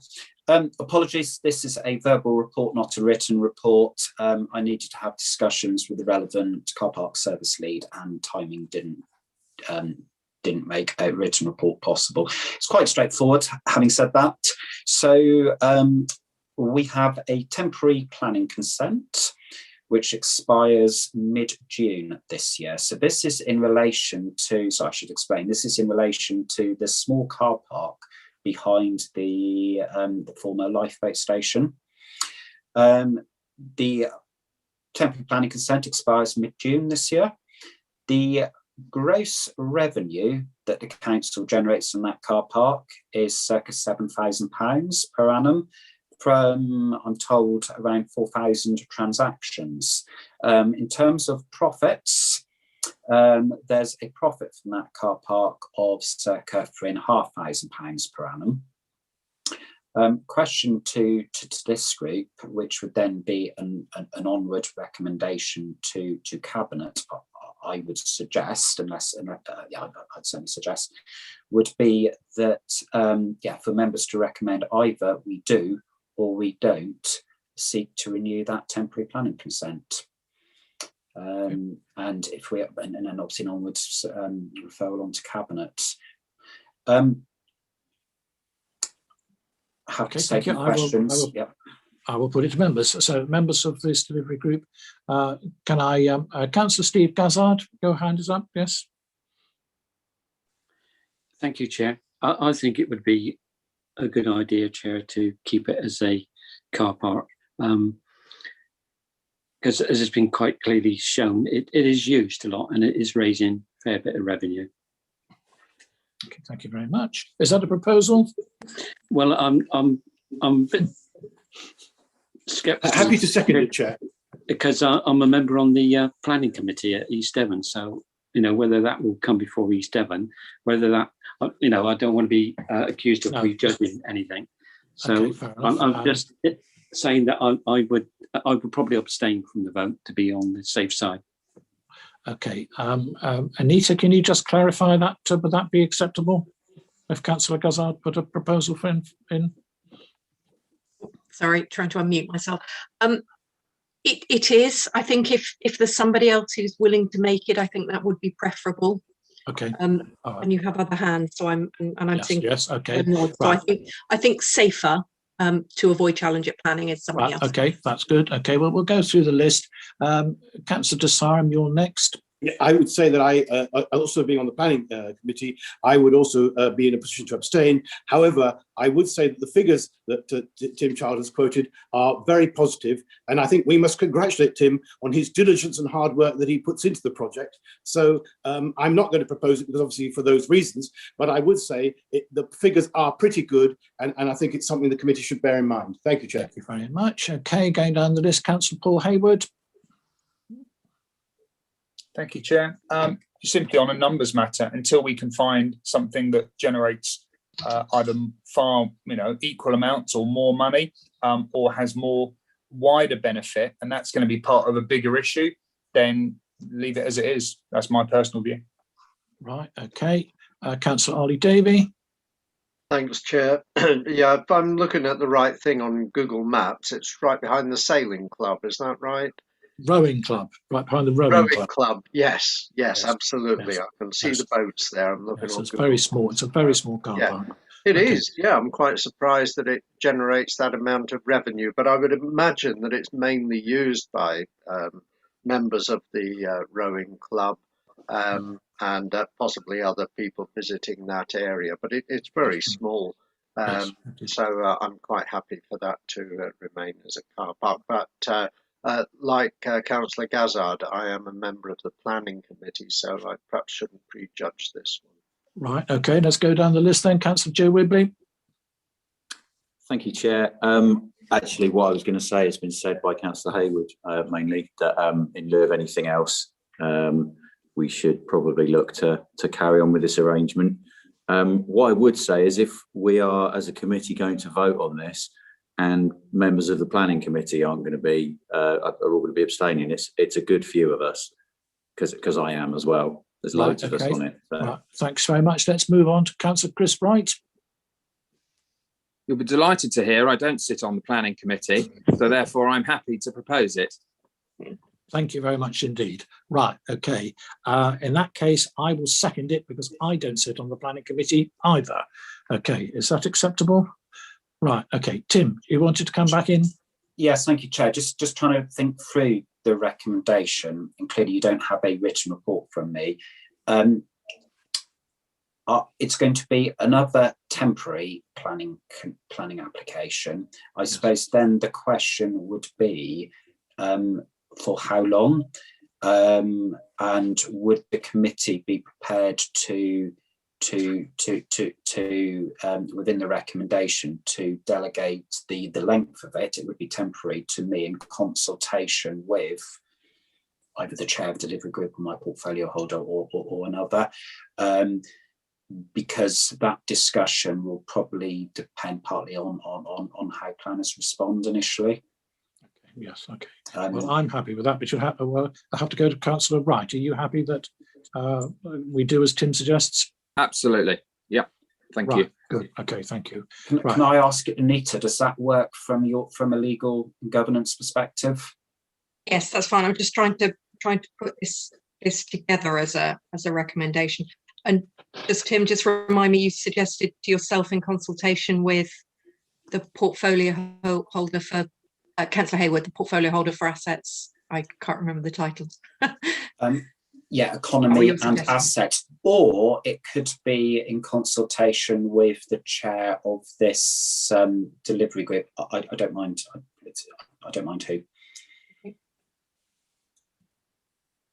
Okay. One for members then, Chair, whether you'd like that to be the portfolio holder or the chair of the delivery group, or both. Well, put me down as chair of the delivery group because that's what I am in this function at the moment. Yes. Okay. Yeah. Right. Okay. So with the portfolio holder for Councillor Hayward's role, with the portfolio holder for economy and assets as well. Yes, let's do that. Yes. Right. Okay. Chair, you've got Councillor Aurora Bailey's got her hand up. Right. Okay. I'm so sorry. I did not see an electronic hand. Councillor Bailey. Apologies. Thank you, Chair. If it's any easier, would it be easier if I second it? Because I'm not on the planning committee either. I would like to just put in with the car park. I understand it's making money, and well done for making money. I'm not a great lover of the car parks on the seafront because I think it should be less cars there. That's only my opinion, Chair. What I'd like to say is, it's just a little thought that's come into my head while we're talking about this. Would it be a site to put the visitor centre? Just do it as Tim Charles says for the temporary time, like we did the other car park, the former car park. Could we have a little centre around there? Because it's a very busy little spot there. People walk around the back of there.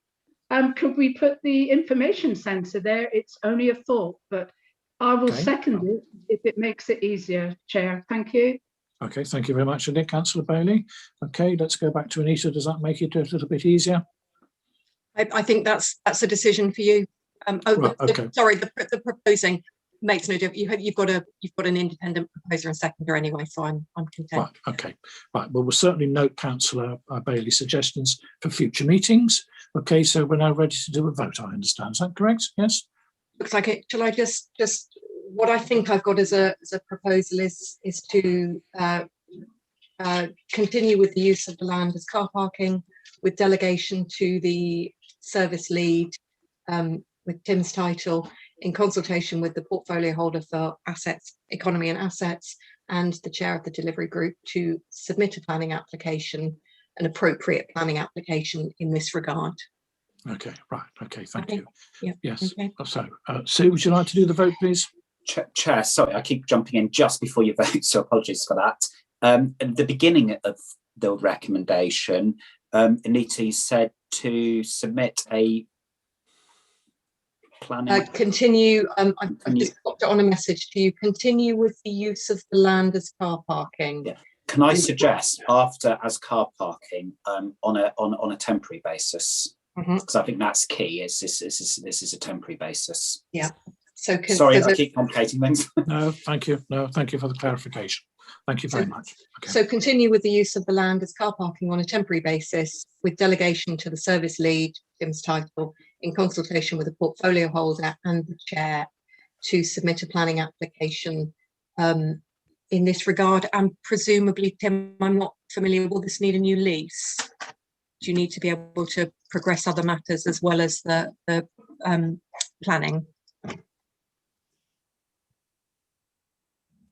So a new lease, what's the relevance of a lease here, Anita? Sorry, do we operate it? Do we? It's not leased to yeah. No, it's one of ours. Yeah. Sorry. Yeah, I'm at the loop. That's fine. I think we're probably okay then on that, Chair. Okay. Sue, do you want to run the vote?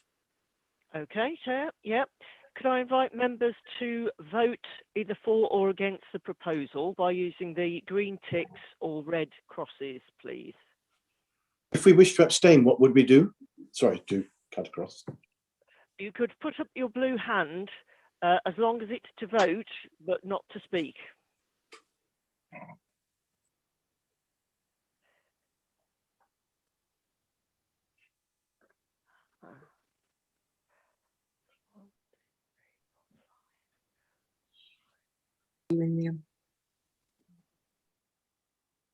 Just double check. Okay, Chair. I have 5 people voting in favour and 5 abstaining. Anita, do you agree with that? I can't. Yeah, 5 abstaining. How are you? I can't see the numbers. I've not got co-host. Okay. You've got 5. You've got 5 in favour, then you're fine anyway because there's nobody voting against. So I'm happy that's carried. Okay, thank you very much indeed, Anita. Thank you, Sue. Right, okay, moving on. Right, okay, so to agenda item 10, Queen's Drive resourcing. A major item on the agenda discussed at the last meeting of the group in January and recommendations taken to Cabinet on the 3rd of March. Tim Child to present the report. He will be seeking guidance from delivery group members on the 3 projects posed in the report on page 20 in order to move forward projects in Exmouth, including Queen's Drive. Thank you, Tim. Thank you very much, Chair. So yeah, for me, this is sort of the key report for today's meeting. So at the first delivery group meeting last October, you received detailed briefing notes from officers and a presentation outlining the project so far. This was discussed further at the November delivery group meeting, and members expressed a desire to take the project forward in a new direction. We've since debated and agreed arrangements for a new resource to progress the project, but also, so the project being Queen's Drive, but also wider place and prosperity based projects stroke interventions in Exmouth generally. So that's where we are currently. I now need to finalise job descriptions, person specs for the 2 new posts that we're seeking to recruit. And to assist me in that, I'm looking for guidance, a steer from today's delivery group on, in particular, the outcomes that you as a delivery group are looking for. Now, I have provided within the report, it's a very brief report, I've posed 3 questions, and I would propose please, that we work through those questions one by one. I've already, along with it obviously being in the report, I've already emailed AMF members, sorry, not AMF members, even delivery group members earlier this week, and asked that members give these questions some consideration prior to today's meeting. So hopefully as many of you as possible have been able to do that. And really, it's for me to hear from you in terms of each of those questions. Can I suggest we do it one by one if possible, Chair? But it's for me to hear from you what the outcomes are that you're looking for, which will then guide me in terms of in terms of the skill sets that that I need to recruit to, but also the capacity needed. So, and also the timing of it. So when are you looking at engagement? What is engagement going to be? Those sorts of things.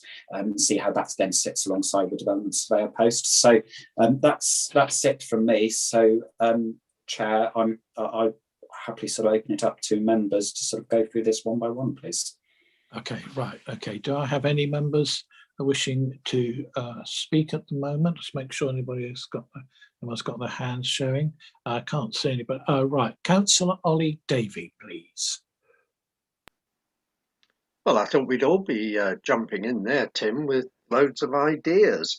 I hope we will. Yes, I would like to see somebody with a bit of a commercial background who's going to be able to, I'm sure we are going to end up with some closed shops in Exmouth. Somebody who could look at using some of those closed shops and some of the redundant buildings we have in Exmouth, such as the former post office, for pop-up events or alternative uses, pop-up shops, craft fairs we could look at. I'm thinking of various sorts of temporary events as well, markets and promotions, craft fairs, as I say.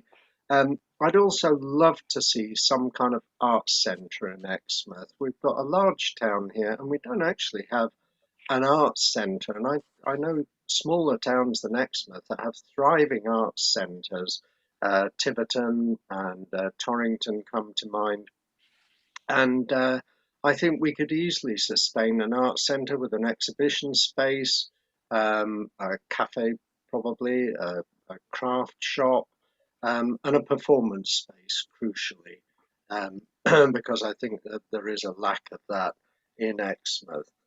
So those are just a few ideas I've got off the top of my head. So I would want to see somebody with a background in perhaps commercial lettings and uses, but also perhaps with a background in arts administration, who understands how you can basically make money out of the arts. I've just come from 2 LGA webinars, one on tourism and one on the arts, and we neglect those at our peril. There is big money involved in those, and a lot of economic activity, and we have a huge potential there. And a lot of these things link together. Tourism and the arts often go hand in hand. The Exmouth Festival draws huge numbers of people into the town, and whether they spend money when they're there, I'm not entirely sure, but I'm sure some of them do. And it certainly puts the town on the map in lots of other ways. Okay, thank you very much. Councillor Bruce DeSarum. Thank you very much, Chair. Yesterday, the clerk and I were we attended our Exmouth Town Teams meeting to discuss issues relevant to the town. And one of them was to consider getting involved with a planning type consultant to improve the shops and things that people were facing, because it was felt that the pandemic has simply served to exacerbate existing problems and deficiencies in town centres. Few are experiencing completely new challenges, just more acute versions of the problems that were already gripping these locations. It might be possible to revitalise Exmouth through community-led activity, but we need a plan. And there is interest from the Town Team, Exmouth Chamber of Commerce and other voluntary groups to review matters from a whole town centre perspective. Options are to consider future grant applications, diversity and mixed activity within town centre, maintaining and growing the distinctiveness in the town centre connectivity to its residents, competitiveness and complementariness in the greater Exeter region. And it says, on completion, we would approach the district and county councils with suggestions and proposals. So I think that, going back also to what Councillor Davies said, we need to have someone who's got those sort of skill sets, which would basically fit in with a commercial background to help town centres achieve what they want, because it's quite clear that after the pandemic, all the town centres have suffered and they need guidance and a vision as to how they go forward. And if we're able to help them do this, I think it would be a great benefit to the town. And I think the clerk who was present yesterday would also confirm that's really what we were hoping to achieve. Okay, Thank you very much indeed, Councillor Gazzard. Sorry, Councillor Desarme. Councillor Steve Gazzard is next, please. Thank you for that, Chair. No, I haven't got a beard yet. So, nice one. Apologies to both of you. That's okay. I fully concur with what Councillor Ollie Davey and has said, because Exmouth has a wealth of talent in this town.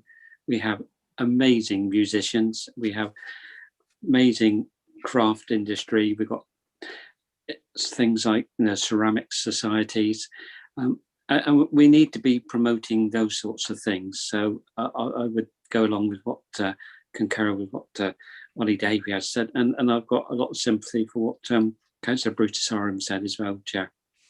Thank you very much indeed. Councillor Joe Whibley, please. Yeah, as sort of arts and culture chap, I completely agree, obviously, with what's just been said. The one thing that I would like to see, just in general, if we're talking job specs and things of people, I think, I personally would love an arts centre. Lots of people would like different things, and for things to be sort of pushed in those in various directions. I think we need somebody who's willing to engage with the public and consult with them, because it's all very well us telling people what we think they want, but I think we need to be asking them, because it's their town as much as it is ours. Thank you, Chair. Thank you very much. Councillor Megan Armstrong, please. Thank you, Chair. I apologise if my screen keeps going black, but I'm trying to look at my agenda at the same time as being in the meeting. You're looking good here. Don't worry. Yes. I'm just seeking some clarity from, I don't know whether it's Tim or from the committee in general, about what are we trying to achieve? Because presumably half the time of these new officers will be, or approximately half the time will be in the town, and half will be on Queen's Drive. So I'm just quite confused, really, and I apologise if I should already know this, but I'm just not sure what we're trying to do, for example, in the town. What part of the town? What are we trying to achieve? Because a lot of the town centre is not in our gift. We don't own a lot of what is in the town centre. It's a county council, it's various other private bodies that own the shops and so on. So, are we looking at doing something about that? Because that is a real thorny issue, to actually try and do something about what's happening in the town centre as far as the shops are concerned and the properties there. So what are we trying to just, and I agree with a lot of the things that have been said already about the need for arts centres and all that kind of thing, but I just need some clarification. It just seems a bit vague to me. It all seems a little bit vague, and I don't know whether Tim can clarify that, because 2 years isn't very long either, and I'm not saying that we should be appointing some people for forever and a day to do this stuff, but we need to be very, very clear what we're trying to do in the limited amount of time we've got with the limited resources that we've got. And I just need some clarity on that, because otherwise I feel as if I'm working in a fog here, basically. So I'm sorry if I've just confused things even more, but clarity would be helpful. Thank you. Okay. Tim, did you want to reply to Councillor Armstrong? Yes, please. And I'm actually thankful that Councillor Armstrong asked those questions, because I wanted to sort of bring the discussion back, I suppose, to the paper. So the roles, so it's actually set out within my question 1, I suppose. So it's around place and prosperity interventions, capitalising on the breadth of our own assets, and linked to supporting economic recovery through direct interventions. So it's around looking at what because lots of things that I've heard so far in the brief discussion so far, really, really good ideas, but we may or may not be able to control those things.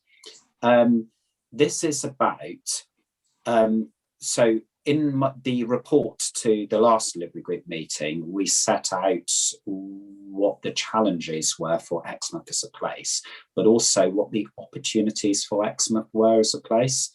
And in terms of our own asset base, we have significantly more assets in Exmouth than we do any other town, which probably isn't a surprise. So it's about how we use our assets through place and prosperity interventions to support economic recovery. Right, yeah. Now, so therefore, it could be, so therefore, in terms of, I suppose, I wouldn't say quick wins, because I don't think any of them are, but in terms of projects which we could really get traction on, it relates probably, not entirely perhaps, but largely to our own assets, whether they be our office, so obviously the seafront generally, Queen's Drive, whether Imperial Rec and around there, car park sites generally, the leisure centre perhaps. Peter's probably looking alarmed when I mention that, but it's what are the opportunities to do things differently, and using our assets to unlock potential that brings money, brings visitors into Exmouth, brings investment into Exmouth.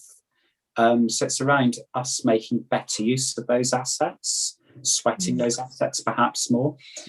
But it is around economic recovery, and to be honest, it's about investing our time most wisely in projects that we can deliver and will result in benefits to Exmouth. Does that help, Councillor Armstrong and other members? Yes, it does. Yes, and you had put that in your report. I realise that, and apologies for not sort of picking up more strongly on that. And I know that a lot of the issues that people talk about in the town centre are to do with the retail side of things, and so I just wanted to clarify that we actually can't. Well, I don't think there's an awful lot we can do about that, and it's not within our remit to do that. But it is something that needs tackling in the long term, the retail. But who and when is ever going to tackle that thorny issue, I don't know. But yes, that does help. So it's just listing what our assets are. And it might be helpful to have a list somewhere of all those assets that you've just named, and perhaps others as well, so that we can focus on those areas particularly. But thank you for the explanation. Okay. So also in terms of some examples, so I suppose it's about not reinventing the wheel. It's about delivery of projects that have been identified previously. So you've got the master plan from 2010, 2011. Number of projects there have been delivered. There are other projects that haven't been delivered. So there's some examples there. We've got the neighbourhood plan as well. So this isn't sort of necessarily reinventing this. This is members steering officers towards what outcomes do you want us to explore and which assets. Okay, thank you. Thank you. Thank you, Councillor Anton. Councillor Chris Wright, please. Thank you, Chair. I just wanted to echo what Councillor Armstrong has just said, and also Tim, that these are about our expectations of as members and of the residents of East Devon. This is a 2-year period for 2 separate posts. Development surveyors aren't necessarily have the same skill set as engagement project officers. So I think we need to be very clear on that, you know, there are 2 separate roles identified here, and those 2 candidates will undoubtedly have a skill set to match those roles. So in terms of being commercial, you would hope certainly a development surveyor would have that skill set. Otherwise, I'd suggest they're in the wrong job. What I think we need to do is as Tim highlighted, in the master plan 2010-11, there were a number of sites identified within the Exmouth area. These 2 posts have 50% of their time to be dedicated to the Queen's Drive delivery. And I think that's key in itself, delivery. these need to be things that are achievable. 2 years is a very short period of time for people to get things on the ground. But this is where we now really do need to keep seeing delivery actually happening. And I think that's something that when we talk about new centres and various things like that, you know, which are fantastic, but sometimes grandiose plans don't always actually result in something happening on the ground. And we don't want to be talking for another decade about, wouldn't it be good to do this, this and this? So whilst not wanting to, again, be a downer on things and not aspire to great things, we need to be seen to be doing things on the ground. There are already sites been identified through numerous visioning work that's been undertaken by the District Council. And I would suggest that the sooner that potential or new officers are on board, that's one of the first things they would do, would be to actually look at what we've looked at before. Otherwise, that's a lot of money that we've poured down the drain. So whilst, you know, they're not going to draw necessarily any conclusions from that, and it shouldn't be exclusive to only those areas.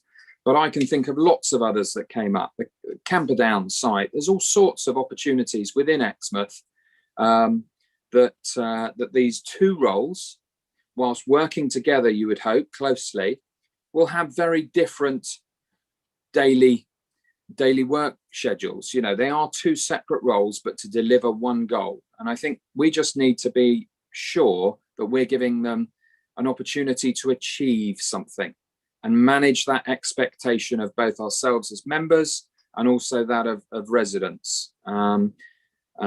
Because otherwise, as I say, I think we'll just in 2 years' time be saying, well, haven't they done well? They've brought forward another visioning process and let's talk about that again. And that's just not worth doing. Thank you, Chair. Thank you very much. Councillor Aurora Bailey, please.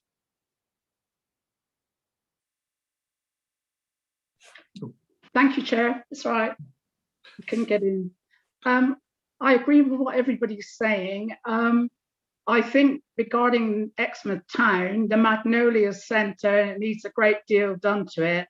But as Councillor Armstrong's saying, it's different owners there and different things, and you have to get everybody's permission to do whatever. But we're a Queen's Drive delivery group, and I'm wondering, I'm not a great lover of the hotel on the site. I'm not a lover of it, but we have to have something there to, so you need somebody with a commercial background. You need something there to fund what we're doing.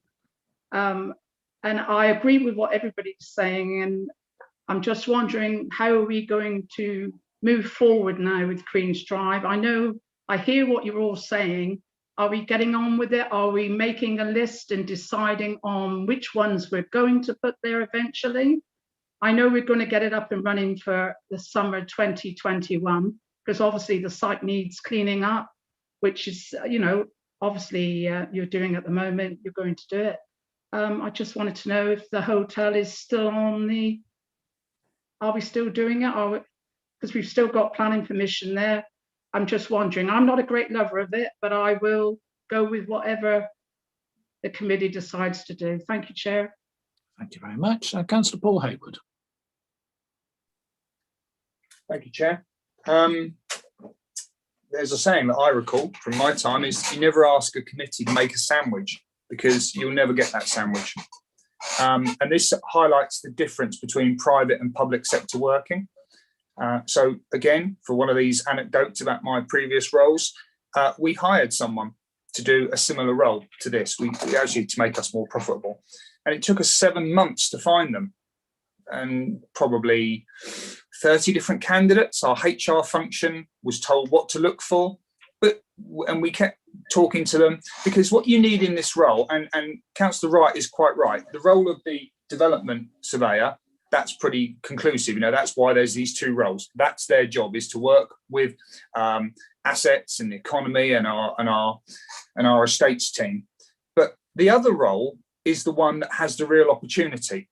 And I don't see this as foggy at all. This needs some guidance. We need to tell officers what sort of person we want, but they need to bring into their role everything that's been done, everything that's been said. So it needs someone who's interested in arts. It needs someone who can talk to members of the public and doesn't come across as haughty or as dismissive. They need to be able to listen. Equally, they need to be able to talk to retailers. They need to be able to talk to officers. They need to be able to talk to our MPs. They need to be able to talk to council officers and councillors, because they are the intrinsic role. 2 years, it's not a long time, but actually you can do a hell of a lot in 2 years if they focus their minds. It might be the first 3 months are just spent information gathering, just listening. We don't expect them to deliver anything for 3 months because we want them to find out, to gather together, to give reports, and that is 3 months well spent. Yes, this is a 2-year project. However, I see this person as having fundraising skills, working with others to bring in additional money. So if they prove their worth and can show that they're actually delivering benefits to Exmouth, whether it's Queen Drive or the town centre, and they can bring in additional money, then effectively they start funding their own existence. And they can stay for 5, 10, 20 years, as long as I care, as long as they're still delivering. And every year they keep delivering layer after layer after layer of improvement. If we start now and thinking, 2 years, that's not long enough, we may as well give up. What's the point? That's so negative. We've got to be ambitious and positive. Find the right person with the right skills, and they will deliver exactly what Exmouth needs. There's parallels here between Exmouth and Axminster, 2 towns that have been shown in the vulnerability index to be, not doing enough, not delivering enough. So Axminster and Exmouth are in the same position, polar ends of the district, completely different makeup of towns. One's a tourist town, one is an inland ex-market town, but they share the same problem. There's no aspiration, there's no oomph. And that's what we need, oomph. I don't know how you encapsulate that, but that's what we need. Now, I've just looked at Exmouth Town Council's finances, and I know Axminster's finances. Exmouth at the end of 2020 had £1.228 million in the bank. Axminster has just about 400,000. And on Monday, I'm speaking at Axminster about using AIR funding. Now, that's another funding pot we have for Exmouth. We know we have that £2 million. It's ambition. It's using money creatively. And so perhaps the olive branch needs to be extended to Exmouth Town Council to say, right, we're putting 200,000 into the pot. What can you put in? Because it's the town council's duty. That's why they exist, is to improve the town, work for residents. So if they could contribute, I'm not even going to name a sum of money. Perhaps it could be a 3-year project. And I'm saying exactly the same to Axminster. This is not just a district council issue. This is a town council, the principal sovereign authority of the town. Everyone needs to work together. But coming back to that point, our HR function needs to find the right person. To do that, they need us to tell them what we want. And I think if we start now saying it's not going to be long enough, and start the doom mongering, we are doomed to fail. This delivery group is now doing everything in the open. Members of the public can watch this. And if they watch us start being negative from the outset, well, they'll be negative too. We need to infuse them and get them behind us. And whether it's the middle of town, I don't know. You're talking about taking down your clock tower in the middle of Exmouth. Well, build a plinth, build a 12-month rotating art installation on it. I don't know, but it just needs creativity and new way of thinking. And I get so exasperated because all I've ever done is work in the private sector. And as soon as I came into the public sector, all I ever hear previously, hopefully not now, is we can't do it because. That's the thing. We can't do it because. In the private sector, it's we're going to do it. How? How do we make the impossible possible? And it's a change of culture. We have the dedicated officers, we have the resource, we have the assets, we now have some money. We can get more money. We work with our MPs. I'm not going to get into this issue, but Exmouth, needs additional funding. Axminster needs additional funding. So we put pressure on our MPs to deliver that additional funding. And so each of these pots of money allows us to build upon those layers. And I get very exasperated at meetings like this when I hear negativity. No, it's got to be positivity all the way. Find the right person, tell them what we want, set them off like a greyhound after a hare. I'm sorry, it's a terrible analogy. I don't support that at all. But you get my gist. Thank you, Chair. Thank you. Thank you, Paul. Councillor Paul Arnott, please. Thank you, Chair. Follow that, I suppose. I've only had 2 shredded week this morning, so I really passionately want to endorse what Councillor Haywood has just said. Look, let's be really honest with each other. A lot of people in Exmouth had fallen out with each other terribly, and I was very aware of that. And that's why I brought, no member from Exmouth did this. I brought this to scrutiny, and the outcome of that was, and I don't get much thanks for it, if I'll be really honest with you. That then led to this committee being properly populated by representatives from Exmouth, with full support from officers, meeting in public, with good attendance, being properly reported. Okay, so that was your first new start. Your second new start has been brilliantly provided by Mr. Child and the officers. They have realised that if this is going to go anywhere, you need 2 new officers to help do it. And I'll get to the exam question in a minute, which is what Tim has raised. The other thing I have done, and I'm not trying to make this about me, but it is really frustrating to hear this kind of inertia here. The other thing I did was to create this portfolio for culture, leisure, sport and tourism. Okay, that sits at the centre of this committee. The chair is that portfolio holder. You guys have got everything going for you. So looking at the exam questions, yes, of course we must make use of the research that's been done so far. Why would we possibly throw that away? How do you measure a decent outcome? Well, you measure a decent outcome, first of all, get the people in the jobs, first tick. Secondly, within 3 months of them having been in the job, they have a full awareness of what this committee and what the community wants. In other words, straight into some kind of consultation with us and perhaps with the committee as well, drawing on previous work. All that time, we should be considering what major projects we wish to do or what you want to do for Exmouth. Now, there are things around arts provision. I think it's important to call it arts, entertainment, culture provision as well. That's a real opportunity there. How will you measure a satisfactory outcome for Queen's Drive? It will be measured by, in large part, what gets to go down there this year and how well that operates, both in terms of the number of people engaging and, of course, commercially, and what that tells us about next year. How will we be able to measure the outcome about whether the officers are actually delivering some kind of change?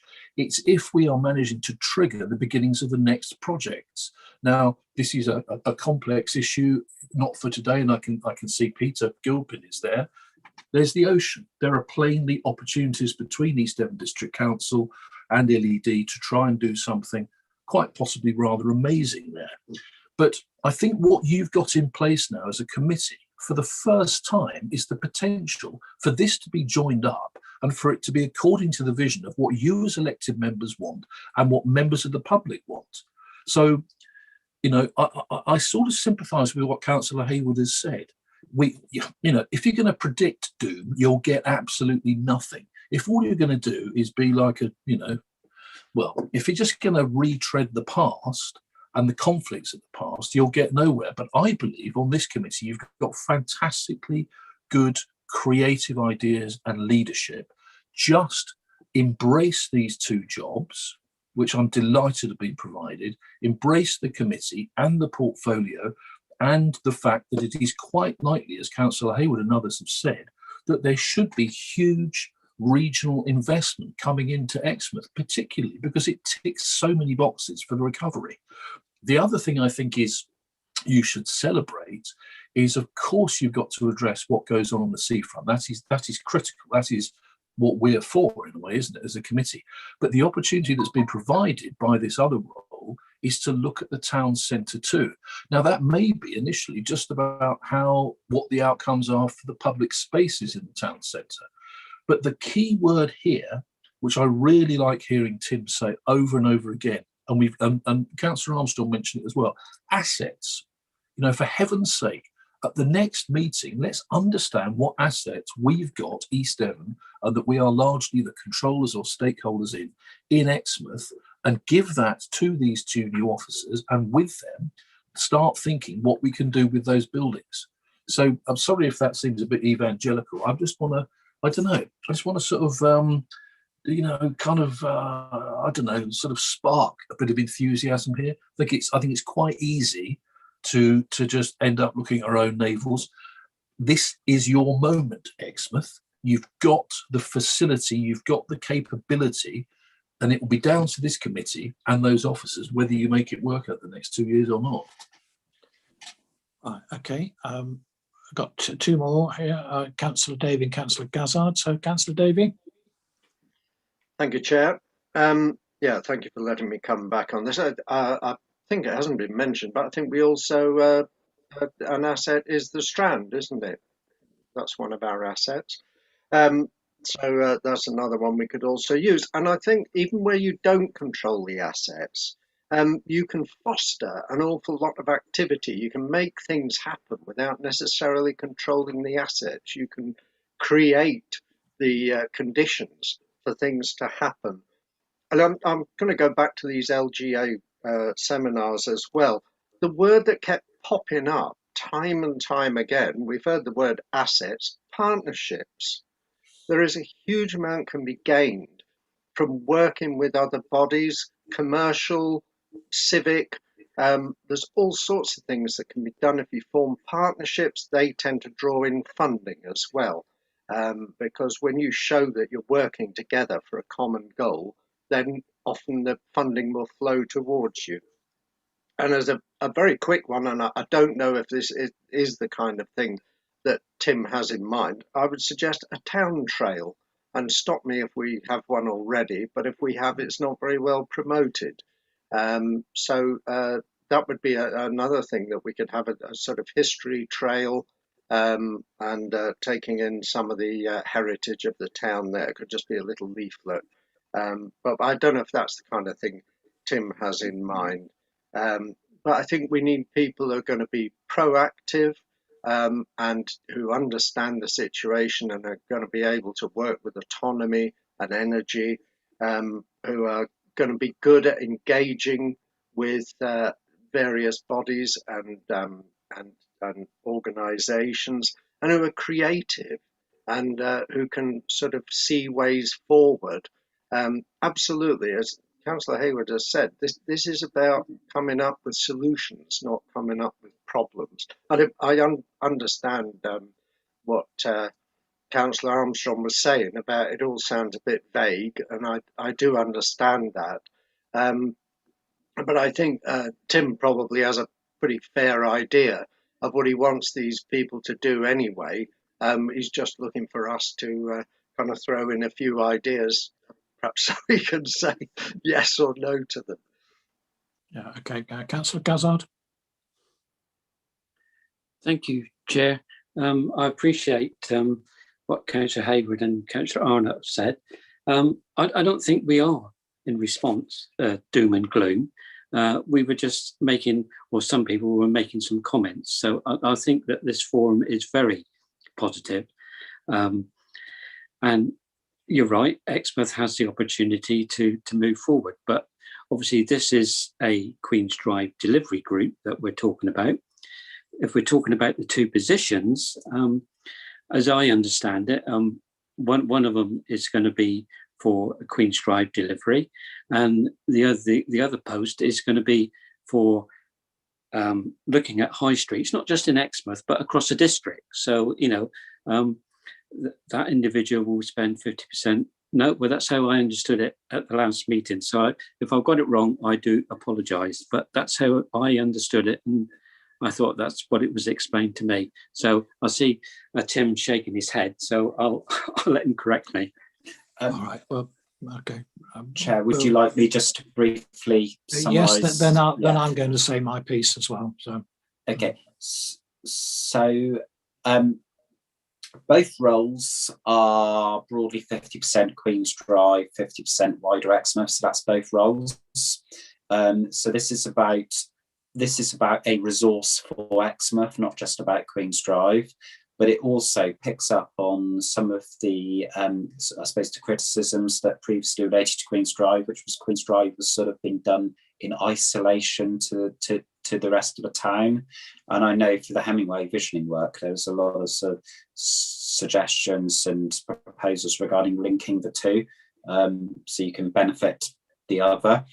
And I think, as I said earlier, Exmouth is our largest town. Not unsurprisingly, it has the most assets. So therefore, it has the most, I would say, probably the most sort of untapped potential for us as a council to deliver place and prosperity interventions. But both those roles will be split across. Well, it's about Exmouth. It's not fundamentally. It's not only about Queen's Drive. Okay, yes, thank you, Tim. Yes, I just wanted to sort of add in my a bit really. There's no doubt that cultural activities do generate footfall in towns. There's a lot going on in terms of activities that are very effective, whether they be cultural or music or arts based. There are many towns in the area that are thinking about this. Plymouth announced this week that it was going to spend a great deal of its time and money in encouraging culture within that city. I think we should do the same. I think it's also very important that we get Queen's Drive space right. I look forward to somebody coming on and telling us how we can make it visually attractive and visually welcoming and giving it a bit of a makeover. I think that would be something that would be very good, and also perhaps suggesting how we could take the final stages of the project forward and think about some activities that are not only commercial but also attractive. There are other aspects along the seafront that are worth considering, which Hemingway did raise. One of the areas that I would like to see, because I think there have been a few issues there, is at the far end of Orkham Point, the pedestrian area, which is sometimes used as a bit of a motorcycle park and can be a little bit antisocial. I think a little bit of redesign and a bit of a makeover there would be something that would be easily done without much cost. There was also talk about the Foxholes beach huts being redeveloped to perhaps offer overnight accommodation. I don't know, that was a suggestion, but we could look at that. That is something that's very simple. It also, in terms of the Hemingway idea of one issue and one town, one seafront, signage was another very, very important point that Hemingway constantly went on. The fact that there were signs so people knew that once they got off the train station, how they would get from the train station to the seafront, so signage. That's really some of the thoughts that I have, but I'm not going to hog it all. Let's go to Councillor Desarum, see what he has to say. No, thank you. I've been listening to the debate with quite great intent, and I think that I am guided by some of the thoughts suggested by Councillor Wright when he talked about looking at the master plan. And I wonder whether Tim, if Tim has time, I don't want to overburden Tim with work, whether he could look at any assets that were listed in the master plan and bring them to us at our meeting so we can actually look at it, because it goes back to your comments, Tim, that you made about the sweating of the assets and taking the most out of them. So I think that Councillor Wright was quite correct that the job description is going to be in terms of looking at these issues, and I would welcome such proposals. And I also think that it's part of our neighbourhood plan overview group, which we're going to have a meeting on tomorrow, and I hope that the clerk might be able to squeeze that comment in part of this discussion in for tomorrow as to how that we could use the neighbourhood plan to also work with the East Devon District Council to deliver the result that we're all looking for. Thank you very much indeed. Councillor Whibley. Yeah, thank you, Chair. Apologies if what I say may have been said before. I had to duck out for a little bit. I mean, it's quite a difficult thing because we've been asked to give a steer on a thing which isn't necessarily Queen's Drive focused entirely. I mean, so you talk about the motorcycle park, for example, brings people to that part of the town. If Exmouth was to be, what is Exmouth, basically? What do we want it to be? Is it our job to decide what we want it to be, or is it the people's?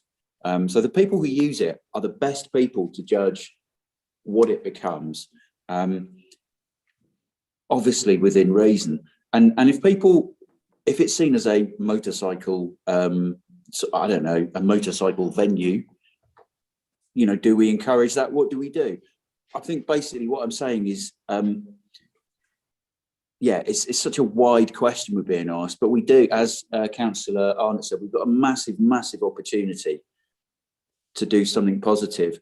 But the only way, and this is why I said earlier on about staff needing to be wary and keeping in mind the fact that consultation is key. The only way that anybody in the town will accept what we do is if we ask them. If we don't ask them and we don't consult with them, whatever is in whatever master plan going forward or that exists already, it will not be, in my mind, it won't be the right thing to do. And I don't think people necessarily accept what comes. So we have to speak to the people who will use it and not tell them what they want and what they're going to get, which may or may not have been a thing in the past. I wasn't about then. Okay, thank you, Chair. Yes, yes, thank you for raising that, Councillor. I absolutely agree with you that we must consult with people of Exmouth. They must have their ability to say what they want. And that's a really, really important point. Councillor Wright. Thank you, Chair. Just one thing I wanted to add. I think our role is to influence through these posts. You know, now whether that's influencing people to you know, reinvigorate a part of the town that we may have no control over in terms of assets, but what happens in there, we're helping, we're facilitating, we're making places that people think, actually, that's quite vibrant with what's going on in that adjoining place. I want to open a shop. I want to do this. Influencing how people can use the town and encompassing all those different, you know, different uses, you know, we'll be damned if we start saying that, you know, motorcyclists aren't particularly encouraged in this part or that part, but if we can encourage them to be in areas that then everybody can work within the same area, then we're doing a good thing. You know, we talk about motorhomes that constantly seem to come up every summer when we have lots of them appear. You know, let's try and address those behaviours. And perhaps the roles can pick up on how we as a district council can do that, A, through our own assets, and B, through influencing other outside bodies, private investment, you know, talking about working with other organisations. You know, there's lots of things that, you know, I've been thinking today, quite specific, but I haven't raised in this meeting because I don't want to micromanage and I don't want to be, you know, saying, well, why don't we do this? Why don't we do that? But, you know, working with LED, you know, the Ocean, fantastic new building in terms of future. Can that pick up with, you know, interpretation and visitor centres? You know, maybe not. But, you know, I think we just need to be looking in the whole at a lot of this. And I think those two roles, if they can work together, can both be commercially viable and sustainable, and hopefully get us somewhere on the ground. And that's not being negative, it's just, you know, we need to see action. Thank you, Chair. Yes, okay, great. Thank you, Chris. Councillor Paul Arnott, please. Thank you, Chair. So I've got my pulse rate down under 100 now.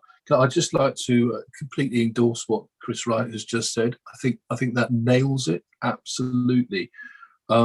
So obviously Paul Hayward and I aren't from Exmouth, but I suppose two things I'd say very briefly. One is Axminster, Honiton, Seaton, we'd love a couple of officers to regenerate us right now. So you guys have got it. So that's good. So I'm nagging you again. But the next thing is to absolutely agree what Chris has said. What tends to happen in places like Exmouth, Seaton, Colleton, where I live, just down the corner there, is that you might have a quite central building. It was the George in Axminster, the Colcombe Castle in Colleton. There's a place, the old Picture House in Seaton. It is sometimes just one of those coming up, doing something, somebody coming in. It can be private sector, but they often need our support as well. And just as Chris has said, it's a catalyst to other things as well. And I think if we can look at the combination of our own assets, our own intel around those areas as well, and maybe, as has been said, looking for intel, working with Exmouth Town, working with county as well, I think that's where you start to get action. My personal belief is you get more action like that than you do through doing a master plan, because master plans, you end up doing 5 years of master planning and there's no outcome. What I think we want here for Exmouth is something that you can see next year, 2 or 3 things, and that will then give confidence that in the year 2 of these officers, maybe they could be a year 3 if that goes well. So that's generalised, isn't it? But anyway, thank you, Chair. Okay, thank you very much. Right, okay, Tim, have we given you enough to go on? Yes, we've not specifically answered the questions in order, but I think I have got the answers. So I've written everything down. I'll re-listen to the recording, and yes, I have the information. So thank you very much. Okay, well, good luck indeed in finding and appointing these officers. We look forward to meeting them with good interest, and I'm sure that once we meet these 2 officers, we'll have a good conversation and we can then come up with some further ideas. Right, okay, so you're happy there. Right, good. Okay, thank you very much indeed. Right, okay, so this brings our meeting to an end, and I would like to thank everyone, including any members of the public watching online, for taking part. Chair, sorry, I've just raised my hand. Can I be very quick? I do beg your pardon. I did not see that. There was no electronic hand. Okay, sorry, Peter, yes? That's okay. I'll just be really quick. You mentioned signage, and if I just take you back to the minutes of the last meeting, it was agreed that and quite strongly supported that improved signage to the car parking is needed. And I can say that at the Queen's Drive Space Traders meeting with Angela earlier this week, that was raised as a significant concern given the loss of the parking next to the site. So can I just ask for you, Chair, if any progress has been made on getting improved signage ready for the seafront and for the parking ahead of the season? Yes, Tim, can you update us on that, please? Yeah, thank you. So I raised the issue of signage, 2 issues of signage with Andrew Ennis, the Relevant Service Lead, at the beginning of this week in a meeting. In terms of signage, so there are 2 elements. First is signage on our own land. So we're looking at signage as you enter, or egress maybe, but in terms of Queen's Drive car park, directing people to other car parks.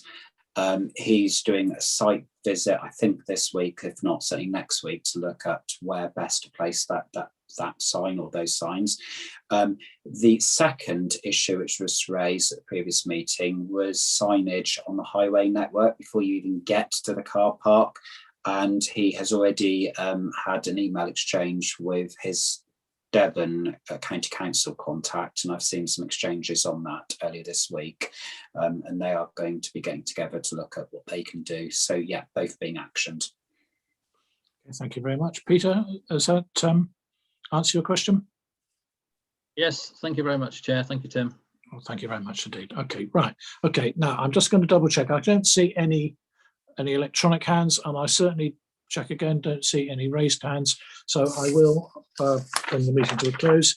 So this brings our meeting to an end, and I would like to thank everyone, including any members of the public watching online. Thank you, Chair. However, can I just remind all those present that the supporting officer will confirm when the meeting is no longer being recorded or going live, and until then your comments will be made live to the public.